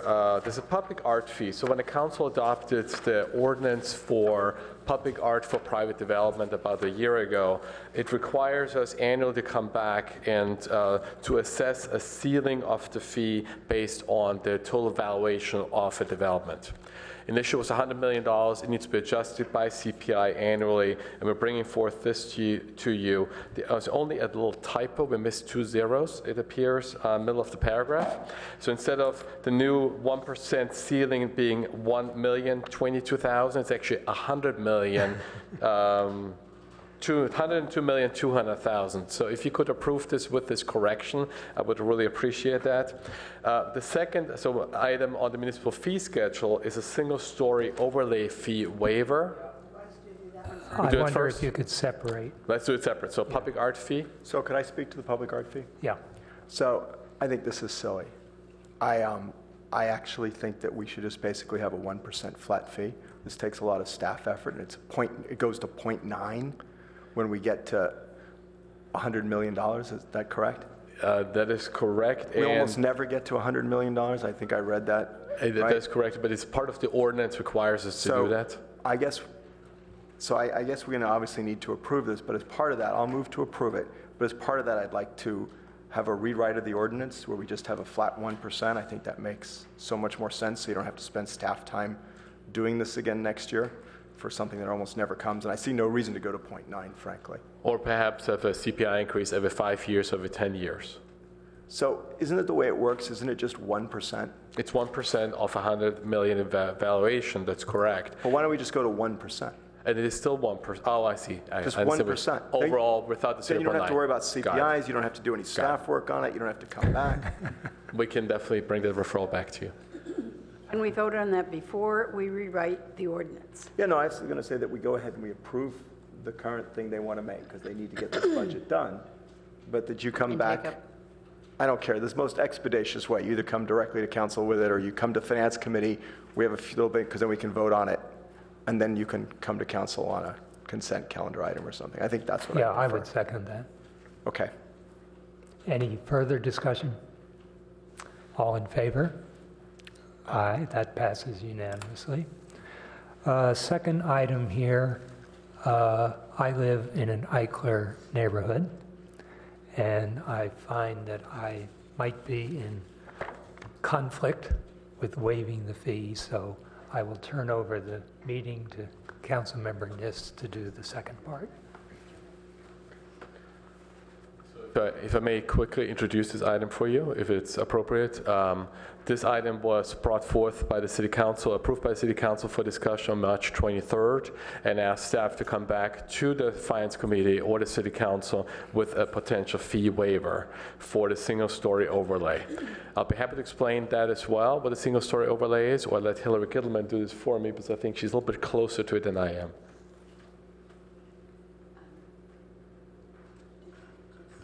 And is Hillary here? So, I mean, I think it goes without saying that there's a Finance Committee aspect here in that it involves a potential waiver of fees. There's obviously also a land use policy issue that's as big in many ways as the fee issue itself and the implications of a policy change. So, Hillary, I'm not drawing any conclusions about that. But If I might just say, I think that the vice mayor has recused himself. He didn't say that, but he talked to me ahead of time and said, would I take over as part of the meeting because he lives in a single family, potentially with an overlay. Not gracefully said, but you know what I mean. Thank you, Councilmember Niss. Hillary Gittleman, the Planning Director. The point I wanted to make, in line with the City Manager's comments, this is really a policy call. We're not talking about a huge amount of money here, but it's a question of whether the general fund and the taxpayers should subsidize the cost of a rezoning proposal that will accrue both the benefits and the impacts to the affected neighborhood only. It was raised by two of your colleagues as a great idea, and so we put it before you for your recommendation to the full council. My comment about this, and Hillary, while you're there, is I don't know how many other areas of the city may want to come in with a single-family overlay. Do we have any idea? It's a single-story overlay, so theoretically, yes, single-story. Sorry, any neighborhood that has a preponderance of single-family homes could apply. We haven't had any of these applications in several years, but we know that there are at least two neighborhoods who are considering this approach right now. Do you have any idea how many houses now have the single-story overlay? There are currently several of these districts, and the two more that are being proposed would add to the stock of neighborhoods that are protected in this way. So my recollection, though, is that we have roughly 5,000 Eichler-type homes in the city. Am I right? I think it's in that range. I know that it has come up many times before. There are also some of them have CCNRs that are old and have been dug up again. But although I would support doing this, I also think we need to have some idea of what that would mean for the future. So if I may. Please. Yeah. So what I'd like to see happen here is that we have a finance committee meeting where you bring us the information, we can think about it in a thoughtful manner, that we don't waive the fee today, or we don't recommend without, that you come to us, you tell us how many neighborhoods, you tell us. And to me, the big issue is temporary, permanent or not at all, and they're different answers. Why would we do it temporarily right now? Why is there a crisis? So if not, then the policy should be, are we thinking of this as a permanent fee waiver based on sound policy grounds? And therefore, we should look at it on that. I'm not interested in a temporary fee waiver. In my view, it's either a permanent fee waiver because there's no crisis situation going on that you would waive fees. So I want to have all that information. I want to know how many houses could be affected. I want to know what the effect of the general fund is. I want to make sure this doesn't bleed over to other areas where we start setting a precedent for fee waiving, that kind of stuff. And so I figure you can put together a staff report and come to the Finance Committee, and then we can make a recommendation after thoughtful deliberation. So I would move that. We're down to 3 of us. Yeah, so. I basically agree completely with what the Councilmember Sharp just said. I think the question is, are we going to go around waiving fees in general, and is this a fee that we should just? $8,000 is a lot of money for a neighborhood to raise to do this, so I understand that, right? But what's the scope here that we're talking about, right? So I agree with Councilmember Sharp. Madam Mayor, may I? Yeah, I'll second it. Council Chair, Yes. if I just might make some comments, that probably be more relevant when this comes back in more detail. But again, without casting any judgment on these 2 neighborhoods or the applications that are out there, but we typically charge fees for to sort of cover the cost of the service or some portion of the cost. But we also charge fees to sort of set a threshold of interest that says, well, if it's really worth doing it, if you're going to sort of pay towards it, sort of puts people through a thought process about, well, we really want to do this?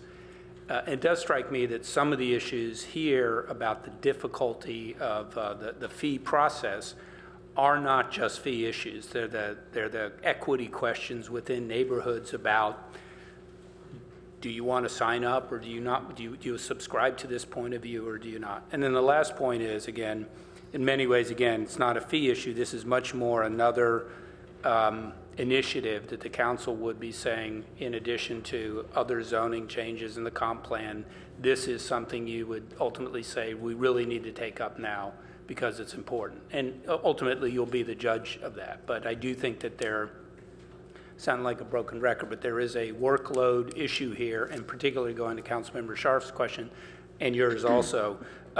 If there were no fees, does it suddenly open the floodgates up to not 2 of these, but all over the place, and how is it that we would work through that? So just some advance advertising for the meeting.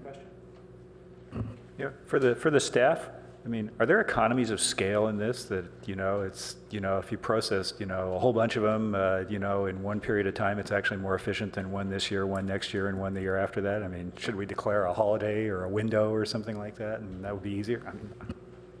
Well, I was going to let Hillary, I was going to give a kind of humorous response, but I'm not sure there are any economies of scale in Palo Alto. In that case, it's a meaningless question. Yeah, all I would add to that is that each neighborhood will be distinct, and where the time and energy comes in processing these requests is the level of controversy. So if there are 100 homes in a neighborhood and 2 neighbors are opposed to this strategy and 98 are supportive, those 2 can still make a lot of controversy and take a lot of time. And so it'll vary based on the neighborhoods involved, the number of folks who are opposed to it, and how dogged they are in their opposition. I would also add that this is not a proposal that comes from staff originally. This originated from your colleagues. We would not have proposed this, but at least 2 of your colleagues are interested in this, at least a temporary waiver of this, or reduction of this fee moving forward in about the same time frame as this budget. So on page 23, and if you look at the top, this is actually what the 3rd recommendation is returning to us for discussion and/or action. And so we're talking about that coming back to us at another time. And at the same time, I would ask, maybe Lala will remember, but in the past, my recollection was when we did single-family overlays, it was a vote of 75 to 80% of the of those who were participating. Does this ring a bell with anyone? Thank you, Councilmember Niss. It does require a supermajority. Off the top of my head, I can't remember exactly the percentage, but a supermajority of the neighborhood has to agree. Right, and I think that's how it was done in the past. And so, Greg, have I restated your motion saying that will come back to us, Yes. but not without considering all the policy implications? Right, with all the bells and whistles. Okay, in that case, all those in favor? Aye. Aye. Okay, so that's a three in favor, and the vice mayor is out of the room briefly, and I think he will be. Oh, don't he give will up be the gavel. re-enters. You know, our procedures are fine. You do not have to give up the gavel. Just keep the gavel. Just grab it. You don't have to give it up. No one's ever done it.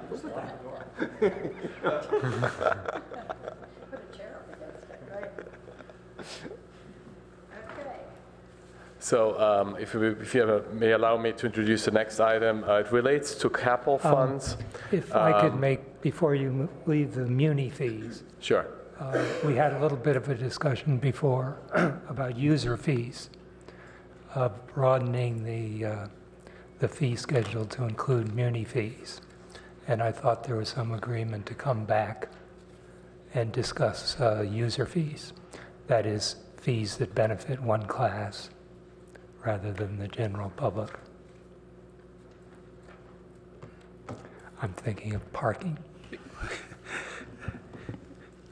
Yes, and I think we actually had a meeting today about the subject, and it's got a very large policy implications, as you could imagine, and it's something that we need to meet with the city manager as well and lay out what potential options there are and figure out at what point does that discussion take place. So right now, what we're doing is we're doing the nuts and bolts, I'll call it, in terms of legal restrictions, options that are available, and then have that presentation with the city manager so we can find out as to where it makes sense. But the topics that you mentioned were the topics that we discussed, including can we increase fees to build out garages, for example. And so we've taken those into consideration. It's a very large policy implication item. Okay, so that's a continuing discussion. Yes. Thank you. Walter, if you want to move ahead. Before you do that, just a point of information. Somewhere in what David from the clerk's office brought down that is in front of you as well, there's an indication that we have a hard stop at 4. I think we actually voted on a hard stop at 4. So it's not a hard stop. It was to assure that we had an hour break between this meeting and the. Okay, somewhere here it actually says hard stop. But regardless, what? We are aiming for 4 o'clock. Excellent. But we can be somewhat 5 or 10 minutes flexible around that time. Good.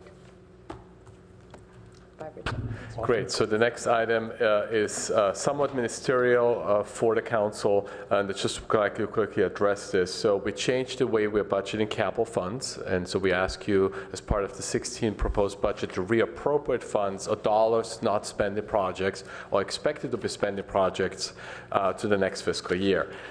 The initial estimate happened in February of this month, of this fiscal year, and so now we did another looking at all the capital projects, reviewed them, and based on that review, we're asking you to change the reappropriation amount, so moving dollars from 15 into 16 as detailed in attachment H. If you look at attachment H, it's on page 63 of the adoption wrap-up memo. We're asking you to move funds from fiscal 15 into 16, and in some occasions, we're spending dollars faster, so we're asking you to reduce the reappropriations amount. So on page 63 is H? 63 is attachment H, and you have it broken down by the capital improvement fund, the storm drainage fund, the vehicle replacement fund, and the electric fund. Okay, I'm lost. Just give the bottom line here on this as far as the dollar changes. The bottom line is that we are moving $8.3 million, $8.6 million for all funds from fiscal year 15 to fiscal year 16.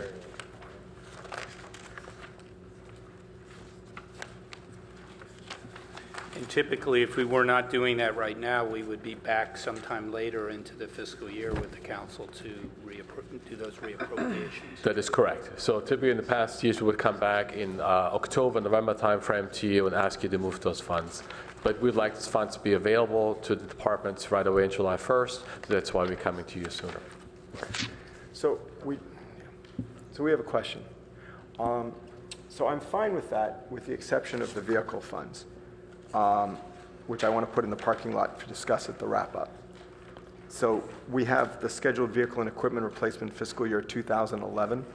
You're taking the money that we didn't spend in 2011 and putting that into 2016 if we approve this, correct? That is correct. And so it's 2011, 2014, and 2015.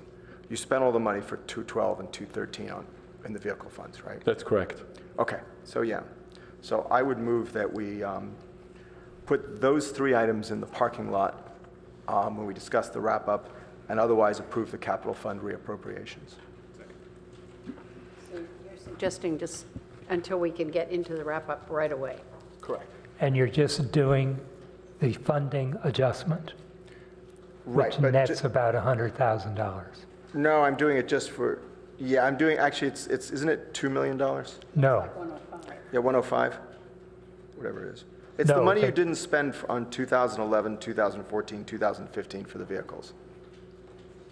And you don't want to, you want to wait and discuss it in the wrap? That's correct. In the wrap-up? That's correct. Okay. I'm not sure why. But it's just the adjustments, because all we're talking about now are the capital adjustments. Right. So, okay.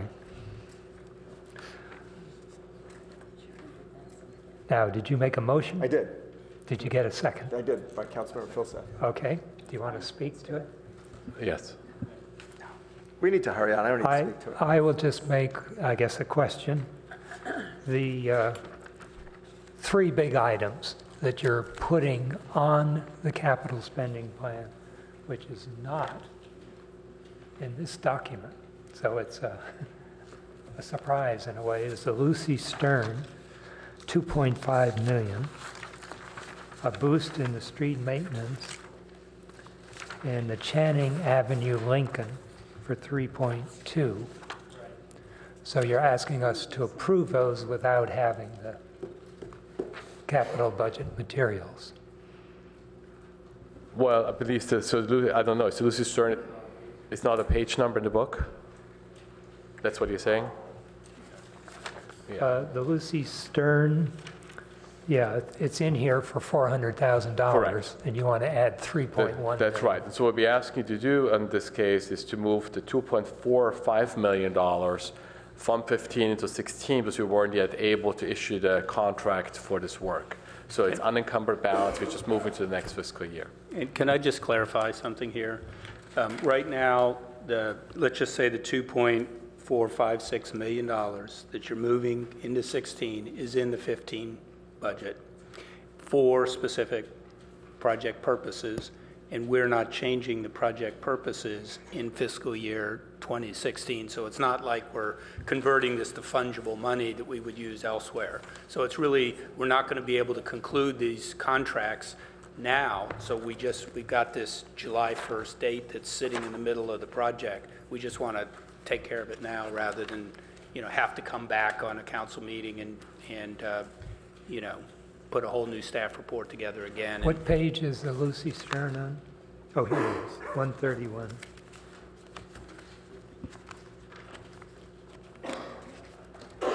Back into capital. Yeah.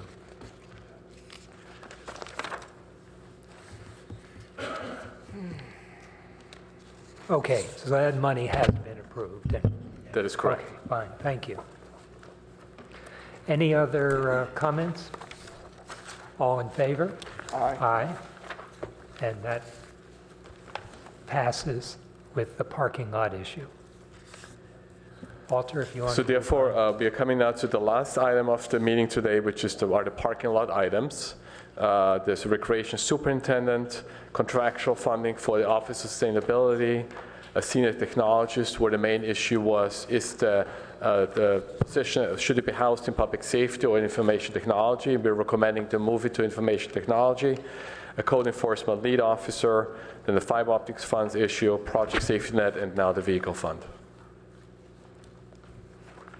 So we provide you additional information in the budget wrap-up memo, starting on page 8, which we hope will help you finalize your decisions today. There's also staff present in the audience who can specifically talk to questions or respond to questions the committee members may have. Councilmember Shar. So I'm ready to move the senior technologist into, out of the parking lot and approve it. Do you want to take these in order, or are you going to just? Oh, we could take them in order. I just thought I'd do the one that seemed the easiest. I just thought I'd do the easy ones first. Well, that's. All right, so we'll do them in order then. It was a value judgment. Fair enough. Okay, we'll do why it in don't order. we do them one at a time? Jim, do you have a comment? Sorry, just because I came in at this reduced by 3 and I didn't hear the background on this. I've got a sense maybe that there was a desire to reduce the number of positions that we brought forward by 3 or not. Did I misunderstand that? We're not going to approve any of them. We're going to go back and ask you to cut in every department. Yeah, I had made that suggestion, and it will come up again here. Okay, all right. But let's do these one at a time. Recreation Superintendent. Any comments? I'd like to start. You could start on recreation superintendent. Okay, so, with apologies to Rob, this one has not convinced me yet. And the reason I am not convinced is that during our first meeting, I heard that we were spending, that this department is spending a lot of time on Project Safety Net. And until we're at a point in time where we know what Project Safety Net is going to, how they're going to be run and how they will be funded and so forth, I'm uncomfortable with this. So I'm not going to support this one FTE at 178. Councilmember Shar? You know, I actually rather hear from the 3 positions let's cut person first. Is this one of your 3 or not? As I mentioned when I said that, I think a convincing case has been made on many of these issues. I think in planning, in library, and community services, here's a position that could pay for itself, help pay for itself. But I think our overall budget does not have sustainable support for a +10. And that is because our revenues over the last 3 years have risen at an average of 4.1%. Salaries and benefits have risen at a rate of 5.4%. And our revenue has been boosted by one-time payments, such as sales tax and document transfer tax, and $5.5 million from the TOT has been identified for infrastructure spending. That does not lead to a sustainable thing of increasing staff size by 10. Now, I think a case has been made on this one and some of the others that they are necessary and they would be beneficial to the community. But I think it would be good if we directed the city manager to say, give us, identify 3 positions somewhere else amongst the 1,000 that, could be substituted to provide sustainability for our budget. So that's I guess a general introduction to this issue rather than. Well, Rob's trying to hire number 2. Were you considering that? So are you supporting it or not? Well, could I make a suggestion?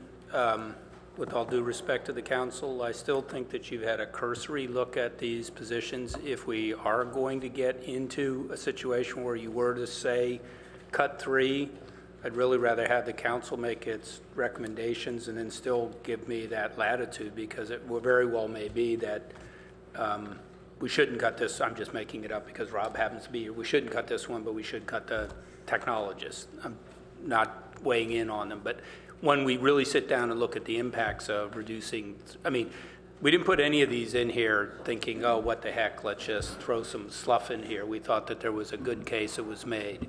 But I just sort of, I don't want to get confused about the council's role versus the staff's role here in one sense. I'll speak to that if that's all right. So I think that's really interesting. So I'm not sure I completely understand, and I actually want to speak to your position because I actually have a different thing, but I'm not sure I completely understand the city manager on this. So you come to us and you ask us to approve individual things. In many ways, I'd much rather say to you and not go through this whole thing, which we've just done for, 3 weeks? It'd be much easier for me to say, I've looked at the budget, we can spend an hour on this, come back and cut 15% out of your budget. I don't care where you do it, just do it. That's not what we've traditionally done, and that's not what you've asked us to do. What you've asked us to do is to approve each individual position. You haven't asked us to actually say, come back and cut 3 out. So I guess the question is they're very different roles, and we've never done that before. So are you suggesting that if we're unhappy with the sustainability of the budget, we should say to you, come back and cut 10% out of your budget, or 5%, or whatever we're looking for, and then if that's an issue, or should we not do that? Okay. Well, I wouldn't suggest you do that at this point, since we've gone through all of this at this point this year. But it's a worthwhile discussion on a going forward basis. It's a little sort of a version of zero-based budgeting in a sense. Not zero-based budgeting, but a negative 5% or 10% or whatever. Right. However, you would still want it to be your own thinking to be informed by some of the policy trade-offs, as opposed to just not having this discussion, because there are implications to whatever decision we make. So I think it is fruitful. It's just that in this case, it seems clear to me that, if you approved all of the positions, that makes it easy. Then there's no issue of cutting 3. But if you suddenly said, let's cut these 2 positions, and then you've also said we need another one, at that point I would like to say, well, if that's the case, I'd like you to allow us the ability to make the case that there's another 3 that we should cut, or some combination, because you're only looking at these and the impact of these. I mean, I hate to say it, I could go completely someplace else in the organization and say, well, gosh, given these trade-offs, I'd Yes, I guess I would like to say that the issue for me is one of sustainability. We know salary and benefits are growing faster than our revenues. We know that benefits are growing faster than salaries. So at this time, to be asking for an increase of 10 seems not sustainable. So I'm all in favor of giving the city manager the right to look around and say, oh, we've identified these as important. I will find 3 positions somewhere that will offset the increase, that will turn an increase of 10 full-time equivalent employees in the general fund to 7. If I might complicate matters for you here, it could very well be, if we got in that situation, that I come back and choose cutting the exact same 3 that maybe you would cut. So it would be helpful to get a sense of where your preferences did lie, because it would be useful information to us. It's not like the council's perspective isn't valuable and important. If I might just add, I actually think it is our job to decide whether or not these positions will be added. It'll make me uncomfortable to think of a witch hunt of going for 3 other people in the organization because we've added new people. So I'm not comfortable with that particular way of handling this situation. And I think I said why I'm not going to support the one now, which is because I'm very concerned about having project safety net be on a path that we can understand, and that doesn't happen until after June 9th. So I'd like to address Rob's position that he wants. So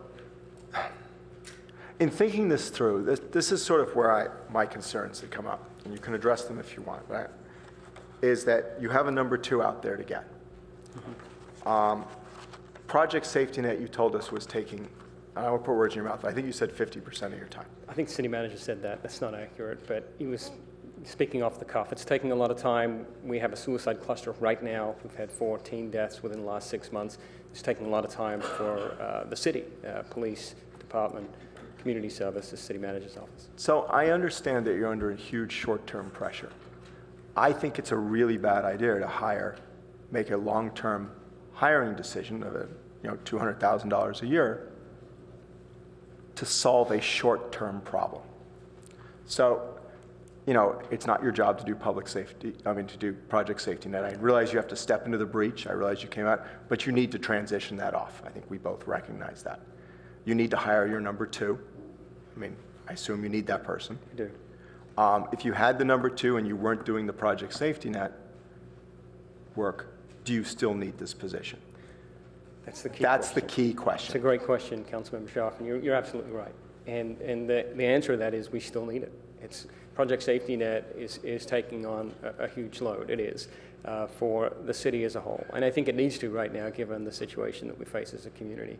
But that's really not the structural gap that we have within the department. And I know because I was a superintendent of recreation, and the position was given up and became division manager for recreation services. Then that position was molded into the assistant director of community services. And really what I found myself doing was department-wide and city-wide initiatives, whether there's parks master plan issues, Cumberley master planning, labor negotiations, lots of other things, and not focused on really what the recreation division needs, which is an operational manager to manage what is really a diverse division with revenues of over $3 million, multiple centers. We have staff, we have 18 full-time staff, and we have over 200 part-time staff working 7 days a week, mostly with kids, and we don't have the proper oversight and management of the division. That's not to say we're at high risk, but I came in as a new director. I've talked to Jim at length about this and talk about sustainability. And I totally get your point as you look at sustainability of the budget. I'm looking at sustainability of the program, sustainability of the department. And we have a structural gap here within the department to manage the division. So once you have this person and your number 2 and yourself, are you going to be able to do more? Are we going to get these? One of the ways it was sort of sold to us is that you're going to have a bunch of events and that kind of stuff. Wow. And then I only saw $45,000, which, I still think it should be $100,000 if we're going to move forward on this, because then you'd actually have a budget and actually do tangible things that the public could see. Yeah. So I'm really right there on the fence. If my colleagues want to do this, I'm going to support it. If my colleagues don't want to do it, I'm not going to stand in their way. But that's sort of where I am on this. Yeah, let me add just a little bit more then, see if I can convince you of it. We are hiring an assistant director of community services, really a key position. And my vision for that position is a little different than what it was when I was in the position. I really want the assistant director to be overseeing not only the recreation division, but the parks, open space, and golf division together. The 2 divisions currently sort of operate very independently, and there's actually significant overlap between staff and programs and activities. And so I'm hoping that the assistant director can manage both divisions, can really lean in on our capital projects. We have a lot of capital work. We talked about them earlier, but we've fallen behind on some of them. That's why we have some of the catch-up and keep-up activities. The assistant director will help in project management of some of those things, not the least of which is the Cumberley Master Plan. Who's going to do that? Who's going to help manage and shepherd that forward? This would be the thing that person would do. I know we're short on time. I know I could go on, but let me see if I got you there. Well, let's hear from Eric. I guess I suggest we move toward maybe just a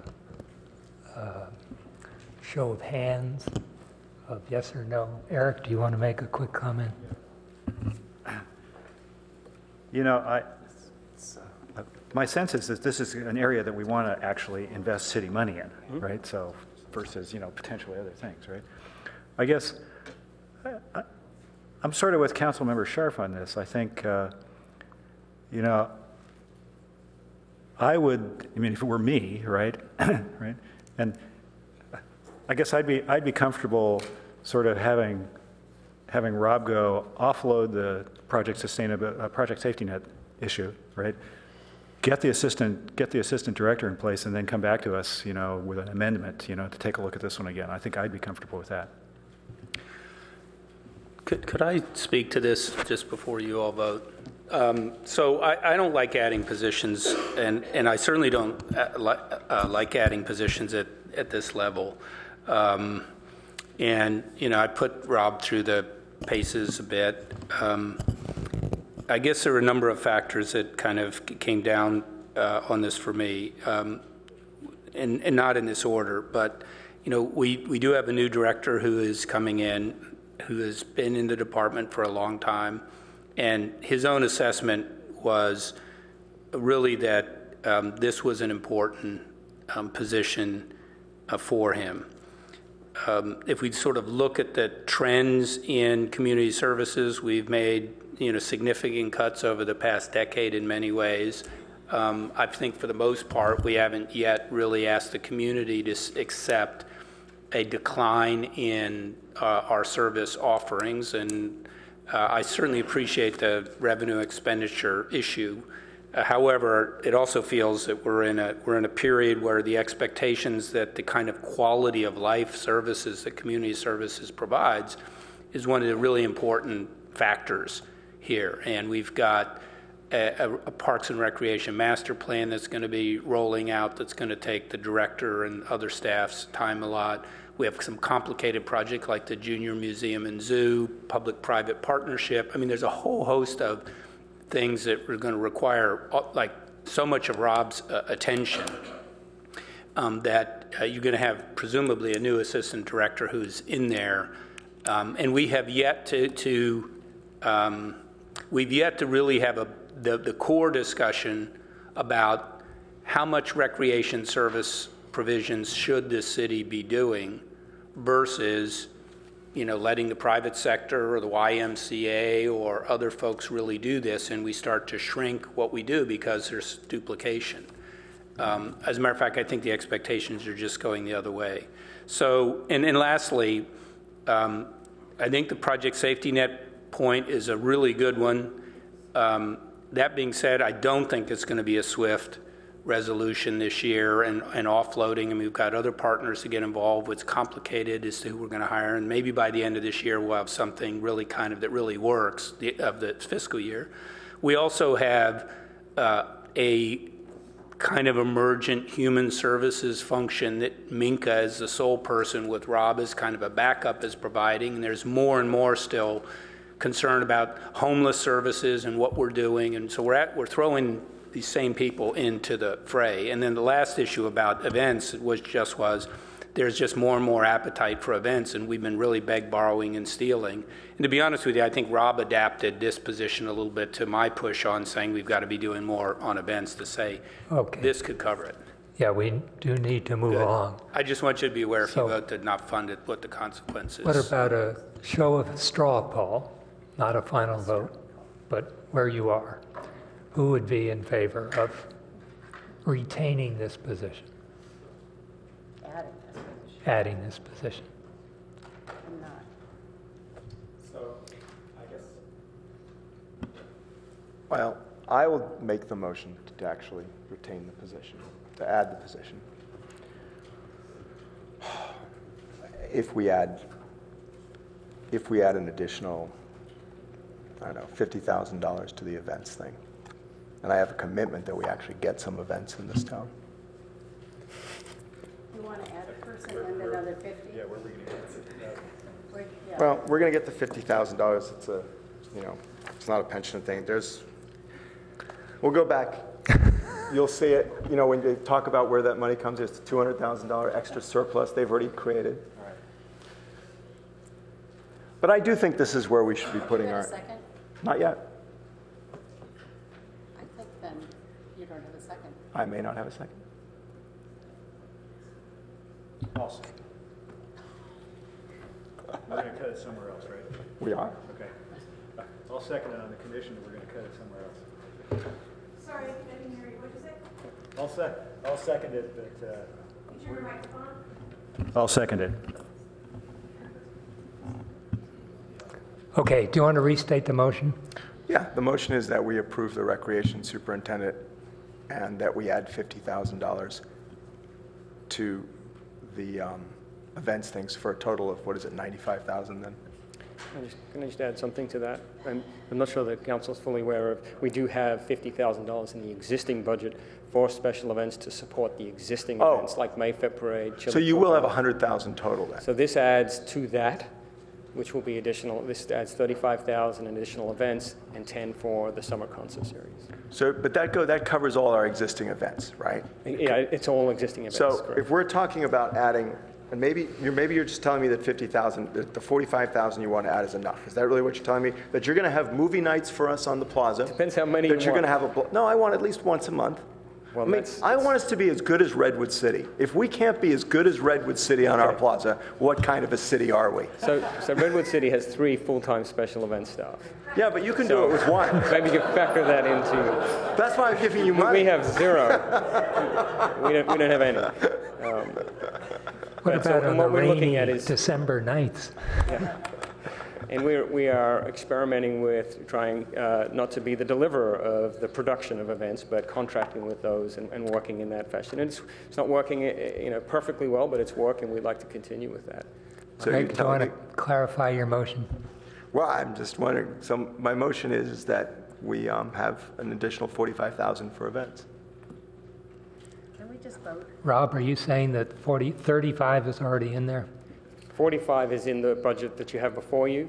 35 is for new events. 10 is for the summer concert series. So we have 90,000. You're asking to raise that to 140. But of that 90,000, you're already using all of it, except Correct. For the existing traditional events we already have.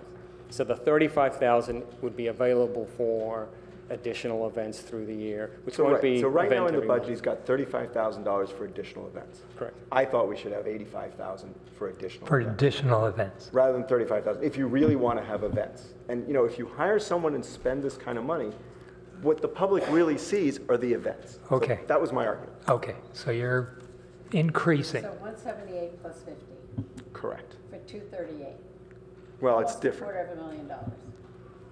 Yes, if you want to look at it that way. But yes, the rest of it is, I have problems with things you can't cut. You can always cut the event stuff. It's not a long term. I'm where I was before.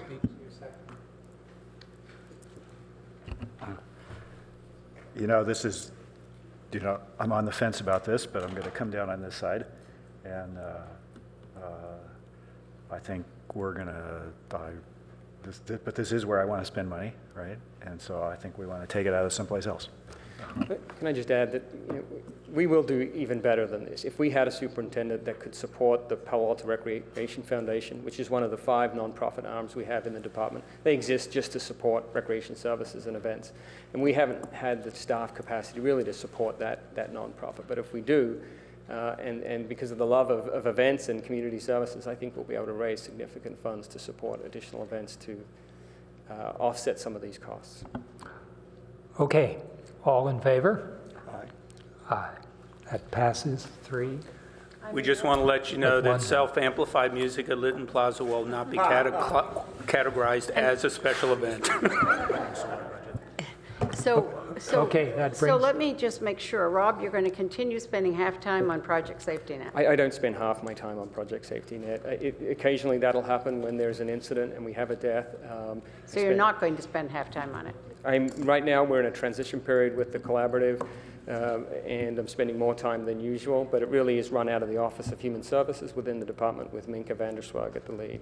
And she has a co-partner at the school district, Brenda Carrillo, and it's those two that run the collaborative, manage the collaborative. I think my history with it, I keep getting dragged back in and to support it but obviously it's a big deal. I hear you, and good luck. So good management, Rob, is just say no. Yeah, it's not that easy.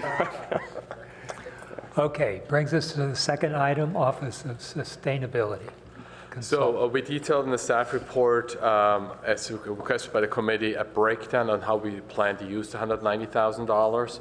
Additionally, we want to provide you an update on grants received. That's not a paragraph we provide you with, where the Office of Sustainability has been successful in securing grants, matching grants, or with other agencies. And if there's any other questions, we'll be happy to respond to that. So I'll just move we don't fund this. I'll wait till they're finished. I'll just move we do not fund this. Second. Okay, do you want to comment? I don't think so. Vote. I want to spend it on, I think the residents of Palo Alto want us to spend money on city services. Okay, all in favor of the motion? Aye. Aye. That passes unanimously. Okay. So now can we move on to the technology for public safety we got? Yes. 15, 20 minutes? Yeah, that's okay. We'll have this discussion at the full council. Again, thanks. Yeah, we forget, there are a lot of other people that will comment, right? Now, let's see, as I recall, there was some debate about whether this position was best set in the public safety or in the IT.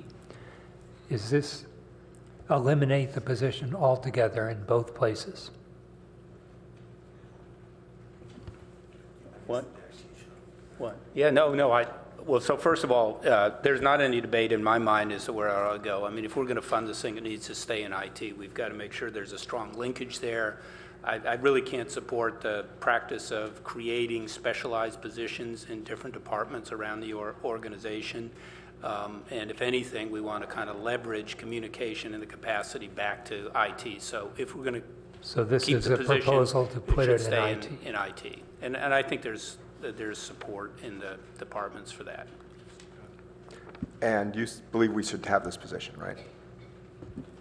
Well, until you give me the target cut of positions, and then I'm really reserve the chance to go back and look at any of these.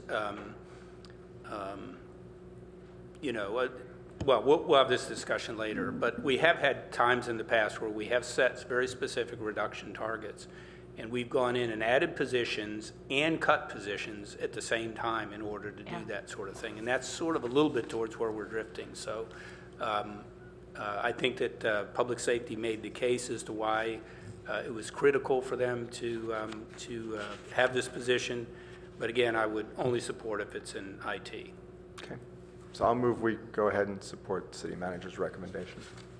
I think it makes sense. That's what the city manager thinks. I'll support it, and I think we should vote. Okay, any other comments? Yeah, sure. As good as Okay, any. so we have a motion by Councilmember Sharp, seconded by Councilmember Filseth. Any last comments? All in favor? Aye, that passes unanimously. Code enforcement. So if you don't mind my jumping in, I'm actually going to support the code enforcement officer, and if I get a second, I'll be delighted to speak to it.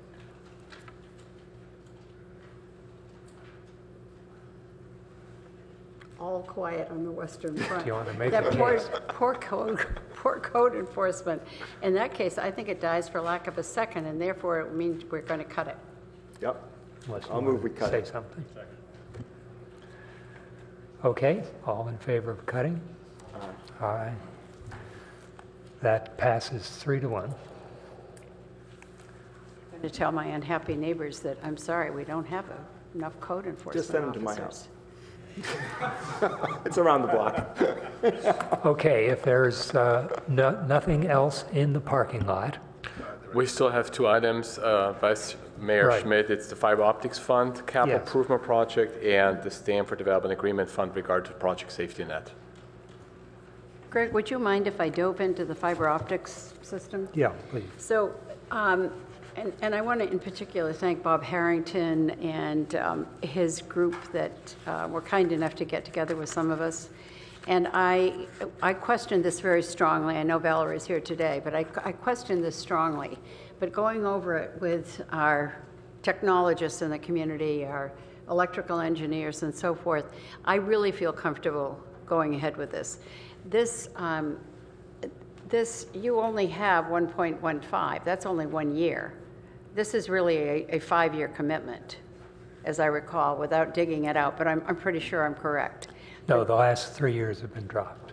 It's now a 2-year. Oh, now we're only on a 2-year? Yes, that's the That's ask. correct. So we submitted a revision to the initial capital project to you, where it is for fiscal 2016, 1.15 million, 17, 1.25, and then no additional funding is planned for I do thereafter. recall that now. So I think that this rebuild is really essential, and this is one of those, as the folks we talked to said, this is one of those unexpected windfalls for us where the system has worked very well. There are a number of resellers on the system, and this one actually, I think, is very advantageous for us as a community. So I strongly support us moving forward on this one. Any other comments? Let me just make a comment. I guess I can see that the fiber optic fund is very profitable at the moment. It's working well. And what we're doing is taking some of the dollar earnings from it and reinvesting in the parts that work well, the reselling to business groups. The goal, the long-term goal of this was always to reach the premise. And what we're doing here with our reinvestments is not fostering. I guess we are waiting for two things. One, the Google, who is going to make a proposal for the city as a whole. And two, the consultant contract who is out there examining what we can do to build a richer system. So you've reduced from 5 years to 2 years, which takes some of the pressure off. But the question still is, when will there be a discussion of what our fiber network can be? What's the timeline that you have for getting us information and a decision on what we can be? Dave Yen, Utility Strategic Business Manager. So for the consultant study, we're expected that to be completed around July. So we'll bring it back to council in the September timeframe. And the Google study, we're still having dialogue with them yet, so we don't know exactly when we'll get back to you. But it's still continuing. Okay, so we can anticipate something in September. For sure, yes.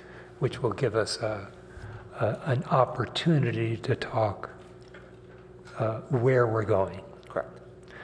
And what we're doing now is making an investment in making sure that it continues to operate effectively for those who are using it now. Right, and the consultant is aware of the fiber rebuild project as well, so it'll be part of their analysis. Okay. That is helpful. Any other comments from council members? Okay, there's a motion, second, and a second. Okay, all in favor? Aye. So that is approved with the 2-year adjustment. Brings us to the last item on the agenda. And so when we discussed Project Safety Net a few weeks ago, the committee asked for a detailed breakdown of the expenditures. And if you refer, please, to page 12, we're showing to you what the adopted 15 budget was and the changes by line item for the various expense items.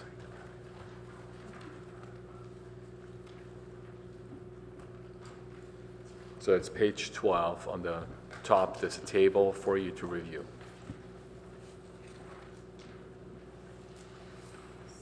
Could I say something, Greg, or do you want to say something? Well, I guess it's just a quick question. We did make some adjustments here, didn't we? You chose to put the entire expenditure into the parking lot. So you have not approved that part yet, nor made any adjustments as part of your previous motions.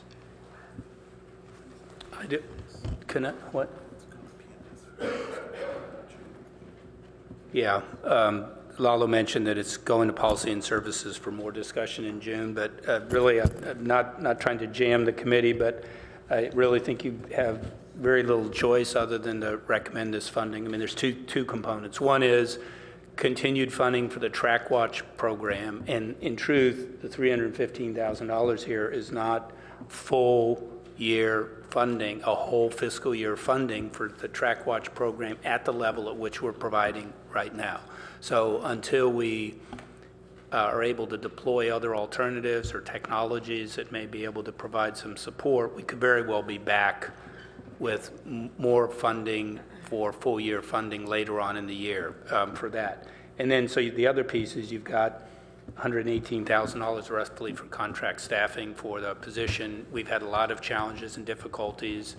I have to say that would be, in my view, on the bottom end of what we're going to be paying to ultimately figure out how to get this going. So I think what you're really just doing is sequestering some of the funding we have from the Stanford Health and Safety Development Funds, and I think we'll be having some ongoing conversations with the whole council about where the money's going and what we need to fund. So, Mr. Chair, might I move the motion on this to approve the 487? I had a number of questions about this when we went through this before. The 350 for Track Watch, what I would hope with that is that we can have discussions with our neighboring school board members about whether or not we can share this, because I think this is an item that should be shared. And then I would have high hopes for finding a director, but given that Rob has indicated and Minka that they're both spending a lot of time on this, I have some real long-term concerns about finding that person. However, at the same time, I think the way you have said this is sequestering this from the Stanford funds is the way for us to do it and the way for us to list it in the budget. So if I have a second.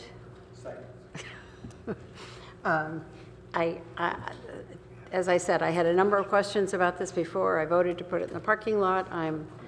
We're releasing it from the parking lot, and then we can have discussions about the vehicle fund. Okay, any other comments? Anything else? Eric? That's a yes. All in favor? Yes. Aye. That passes unanimously. So that brings us to one more item, the vehicle fund. The vehicle fund. And that you would like to ask the committee to turn one more time to page 65, please, of attachment H of the budget wrap memo.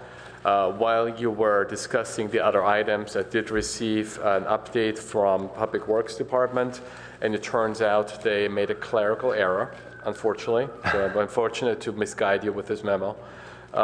So if you look on page 65, for the scheduled vehicle and equipment replacement for fiscal year 2011, we were asking initially to reappropriate $325,000. That is not the case. So we do not ask you to reappropriate funds. They actually do not need those funds anymore, and they will go to the fund balance of the vehicle fund for future purposes, which you have to come back to the committee anyway, to the council, for any kind of budget action. The item on fiscal 2014 is a negative reappropriation. What that means that we first thought we'll need the money to be spent in next fiscal year, but we don't need it anymore. We actually will spend it this fiscal year. It's probably already encumbered with purchase orders. And the same thing is for the fiscal 2015, the reappropriation. It's also negative, which means we do not need to move the funds to next fiscal year, but to this fiscal year. So you're saying there is no adjustment we need to make? There's adjustments you need to make to reduce the amount for the next fiscal year for 2014 CIP and the 2015 CIP. Well, that's really good. So Councilmember Scharf's question saved you $300,000 like in the course of half an hour. Okay, Councilmember Scharf, any comment or? Yeah, so I guess when I still look at page 664 of the vehicle fund, right? 664, it's not 666, but it's 664. We have sedans and SUVs. We're looking to replace 69 of them, right? What do we use those for, basically? I mean, I understand all the specialized vehicles, but I'm not sure why we need a fleet of, SUVs and sedans. Councilmember Sharp, Mike Sarter, Public Works Director. First off, I believe this chart you're looking at is the current inventory. It's not necessarily the vehicles that we're planning to replace. And I can give you a quick breakdown of the sedans and SUVs and where they are placed within the city. Okay. The police department are 22 of those, which are patrol vehicles. Which are what kind of vehicles? What's that? What kind of vehicles are those? I believe they're patrol vehicles. So that's different than police marked units? I'm sorry, Sharon, can you? Ours are sedans. So they are undercover and patrol vehicles. John, you want to come up here and help me with this? Then we have in the utility department 14. The fire department has 10. Our development services group have 3 sedans. We have 16 in public works, most of which are, or half of which are pool vehicles. Similarly, in utility department 14, 4 of those are pool vehicles. Then we have in planning and community environment 2 vehicles. Community services has 1, and the IT department has 1.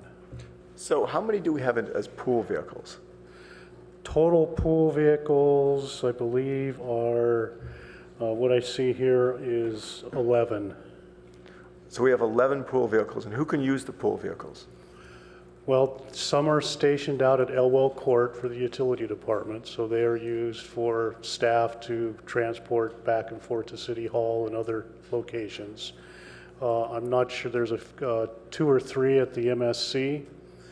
Then we have, I believe, 6 or so downstairs in the City Hall parking garage that are shared by City Hall staff. And I believe we have 1 or 2 over at Lucy Stern. So are they, what are they used for? They're going between city facilities, or, I mean? Yes. Why can't people take their own cars or? Well, that's a good question. At this point, we have assigned pool vehicles or have pool vehicles available for city staff to go to meetings or to go to project sites. So how many of these pool vehicles do you want to replace? Because it's hard for me to tell that. I mean, obviously, you need to replace your cop cars. You need to replace. We actually have in our capital program laid out the equipment replacements that we will do. We can go through that year by year if you'd like. I'd like to know how many for next year we've planning on. 2016 out of the. So for 2016, we are planning to replace 2 of the planning pool vehicles, 9 police vehicles, and that's it for sedans and SUVs. So it's just 2 pool vehicles. And when I'm confused when you say planning, are they not in the general pool there, and they're planning vehicles, they're not pool vehicles? I believe the planning department pool vehicles are dedicated to the planning department, mostly for inspection purposes and for going to various project sites. And going to it? Project sites and training. All right, so the planning department has 2 dedicated pool vehicles. So I'm confused, the term pool vehicle you'd think would be like it's a pool to the city, but these are dedicated. Well, in the past, we had vehicles that were actually dedicated to individuals. And in 2011, we actually went through that, reviewed all the vehicles, and we took most of those away, if not all. So we no longer assign vehicles to specific city staff. So I guess what I'm thinking is this. I'm thinking if you don't replace the 2 pool vehicles, then there are other pool vehicles already available for a group. And eventually we can do away with the pool vehicles, but we could look at this at finance and say, do we really need to have pool vehicles in the city? We could do that. So I guess I'd move that we don't replace the 2 pool vehicles pending a discussion at finance, and that we come back to finance and look at the whole vehicle thing. I think Director Gittleman has a comment on this. Thanks, Mike. Yes. Hillary Gittleman, the Planning Director. I just want to jump in and explain that we currently have 2 code enforcement vehicles in the Planning Department and 2 pool vehicles, in the sense that these are the vehicles that are available to me and the rest of the staff when they need to go out in the field, which is not. You have a car, don't you? I think this is a larger policy discussion for the city, whether we want to be paying our staff for mileage and gas instead of having vehicles available for their use. And I'm just, I think to make an abrupt change in a program like this would have operational impacts on the department. What I'm suggesting is, in fact, that we put this off. I'm assuming that if you don't buy it this year, you'll survive. I mean, it's not like the cars are disappearing. And that we can buy it next year if that's what we choose to do. But it frankly seems to me that it's probably cheaper to say, that you can either get mileage reimbursement or use a zip car. I'm guessing that using a zip car may be cheaper, but it may not be. I'd like staff to look at that. There may be other ways to do this, and I don't think we've had a discussion about pool cars in a way. I don't think they make sense intuitively, but maybe they do. And I'd like us to come back and take a look at the finance. Let's say if I could just toss a question in, how many miles does a pooled vehicle get per year? And if we're retiring two, what's their total mileage? I don't know the answer to that question right off the top of my head. I'd have to take a look at it, and we can provide that information to you. We do have mileage and age on all of our vehicles. Yeah. I think I think the committee should either approve this or take the Councilmember Scharf's recommendation for a broader discussion, because we're going down some trails that, I mean, they have a lot of information we should share. I mean, typically we replace vehicles on a schedule that is shown to be cost effective to replace them versus keeping them and letting them decline and get older and doing more maintenance. We have a whole series of other policies, from go passes to employees to eliminating auto allowances for folks. I think we need to give you the bigger picture look at it so that and we can all take a look at, is it really, how much is it necessary? And on the sustainability side of stuff, even though we did just cut out some of that money, it would actually be, how do we use some alternate modes of transportation also? I mean, a lot of these, the truth is you can get to Lucy Stern from City Hall a lot faster on a bike than you can in a car. So I was actually thinking about that. I was thinking we have city bikes too, and bikes are actually getting around Palo Alto pretty easy. Let's see, did you have a motion? I did. Which included, can you repeat the motion? Yeah, the motion is that we do not approve the two pool vehicles. For 2016. For 2016, and that you come for a full discussion at council about the policies and uses of pool vehicles. Okay, and we have a second. Yeah, I do. I want to speak to it for a second. Yeah, please. Actually, I just want to ask a question, which is, there is also a line here for police marked units, right, that's different from sedans and SUVs. So what's the difference between those two if the 9 are in the sedans SUV column versus the police marked units? I'm sorry, I didn't quite catch the question, Councilmember Philseth. So for 2016, it says that you said that the plan was to replace 2 vehicles in the pool and 9 police units. And I'm curious, what's the difference between police units that are in sedans SUV versus the line below it, police marked units? What I have here, the 9 police vehicles include 3 marked vehicles, 3 sedans, which I believe would be for detectives, those kinds of uses, 1 pickup truck, 1 SUV, and 1 van. That's the breakdown I have here. These are replacement vehicles, yes. So I saw here that on page 2016, following replacements, 5 sedans and 2 SUVs. So this number is not quite the same, right? Where are you? I'm on page 683. It says, this funding will allow for the following replacements: 5 sedans, 13 pickups, 6 vans, 3 police vehicles, and 2 SUVs, 1 wildland pumper. So the 5 sedans and the 2 SUVs. Sounds like 7 vehicles. It looks like what you're reading, what we have on 683 is combining several departments. So let me see if I can get some help from staff on the breakdown individually for each of these. Do you have that, John? Yeah. Okay. John Hospitality, Assistant Director of Public Works for Public Services. So you're looking for a breakdown of just the police vehicles or all the? No, I'm just wondering, yeah, I mean, we're sort of looking at pool vehicles and how many sedan, I mean, we're specifically looking at sedans and SUVs. We're not looking at, dump trucks and stuff like that, right? And it looked like it's 7 on page 683, but 11 on that you just said, right? Or maybe that's, maybe the 3 marked ones. Under the supplemental information? Yeah. Is that what you're looking at? Yeah. So that's a general overview of the entire fleet. Uh-huh. If your question is just about the police vehicles, I can tell you that we've got exactly what Director Sarter outlined. I'm more interested in the non-police vehicles, actually. Okay. So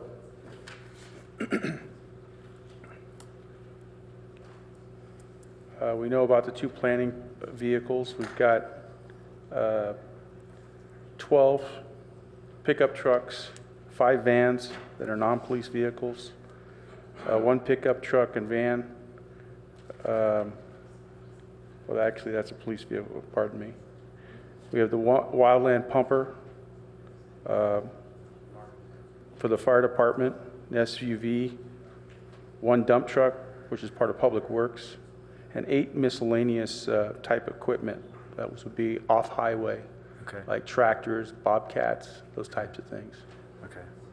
Okay, so I think what I'm going to do is I'm just going to second Councilmember Scharf's motion and So I just need one clarification. So when you said 2016, so are you then still buying the I'm confused with the 2015 fiscal year stuff in here. Was that meant to say that you're going to go ahead and buy what you had in 2015? Or are we not buying any of these pooled vehicles because you're only going to buy 2 in 2016 period? Oh, we're continuing with 2015. These are vehicles that were the last holdouts. We've had delays because of staffing. Now we're back up to full staffing. So how many sedans in 2000? How many sedans are you planning on buying in the next fiscal period that are pooled vehicles? Sedans or SUVs, how many pooled vehicles are you planning on buying? Because I heard 2, but I'm now gathering there's more. What I see on here is 2 pool vehicles being planned to buy in 16. That's for planning. Right. What about ones you didn't buy in 15, but you plan to buy in 15? We have not completed all of our purchases for fiscal year 2015. And so in addition, what we plan to purchase and replace, and I can give you the breakdown in ages and mileage. I mean, some of these are 20-year-old vehicles, 22-year-old vehicles. We have 6 sedans, 1 in Public Works, 1 in refuse, 1 in fire, and 2 in utility electric, and 1 in utility gas. These are sedan replacements. We plan to purchase for fiscal year 15, 12 pickup trucks, 17 vans, 2 ambulances, 1 fire engine, 7 police vehicles, and 4 miscellaneous pieces of equipment. Those will complete our purchases that were approved in fiscal year 2015.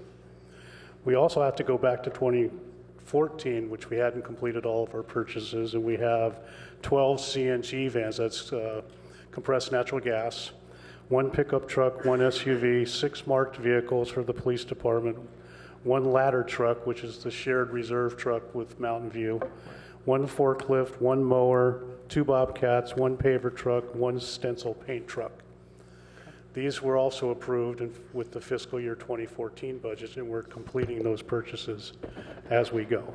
And as Assistant Director John Hospitalier said, some of these were delayed because of staffing impacts. We were without a fleet manager for about 2.5 years.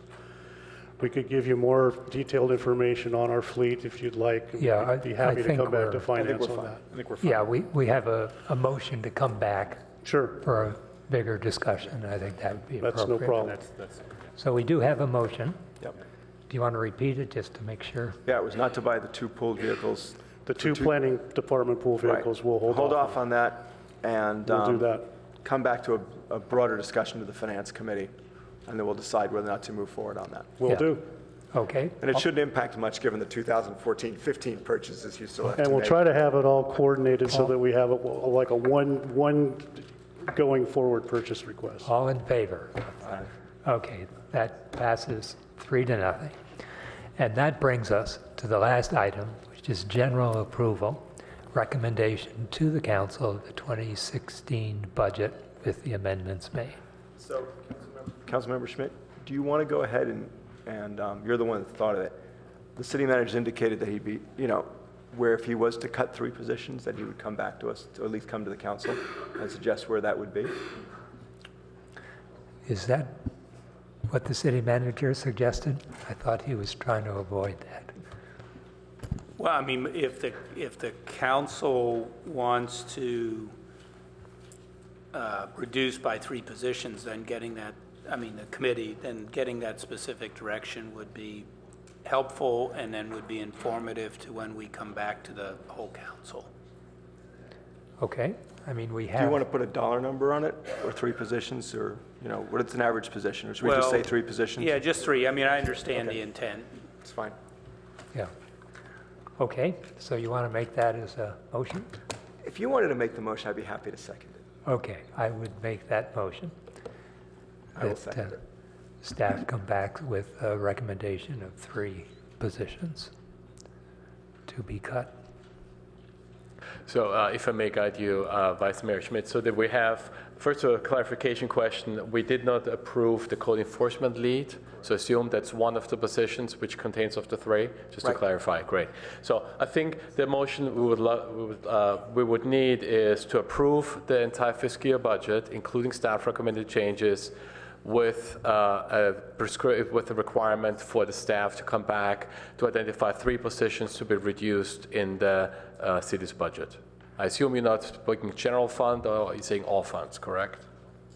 No, I'm really saying general fund. General fund, okay, in the general fund. Yeah, okay. because the impact is on the general fund. So we've already cut 1, so it's a net of 2. That's correct. Okay? Okay. I made the motion then. I seconded it. Councilmember Shar, all in favor? Aye. That passes 3-0. Thank you very much. Okay, so that gives us a recommended budget to the council, and look forward to seeing you on June 16th. Oh, that's the next meeting, sorry. June 8th. June 8th, yes, at the council. Look forward to it. Thank you very much.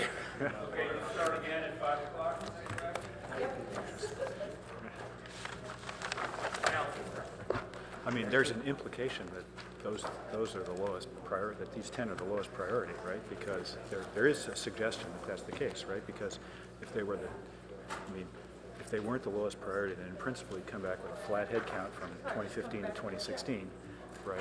And say, so this is the top priority. So anything that's over that is in principle a lower priority.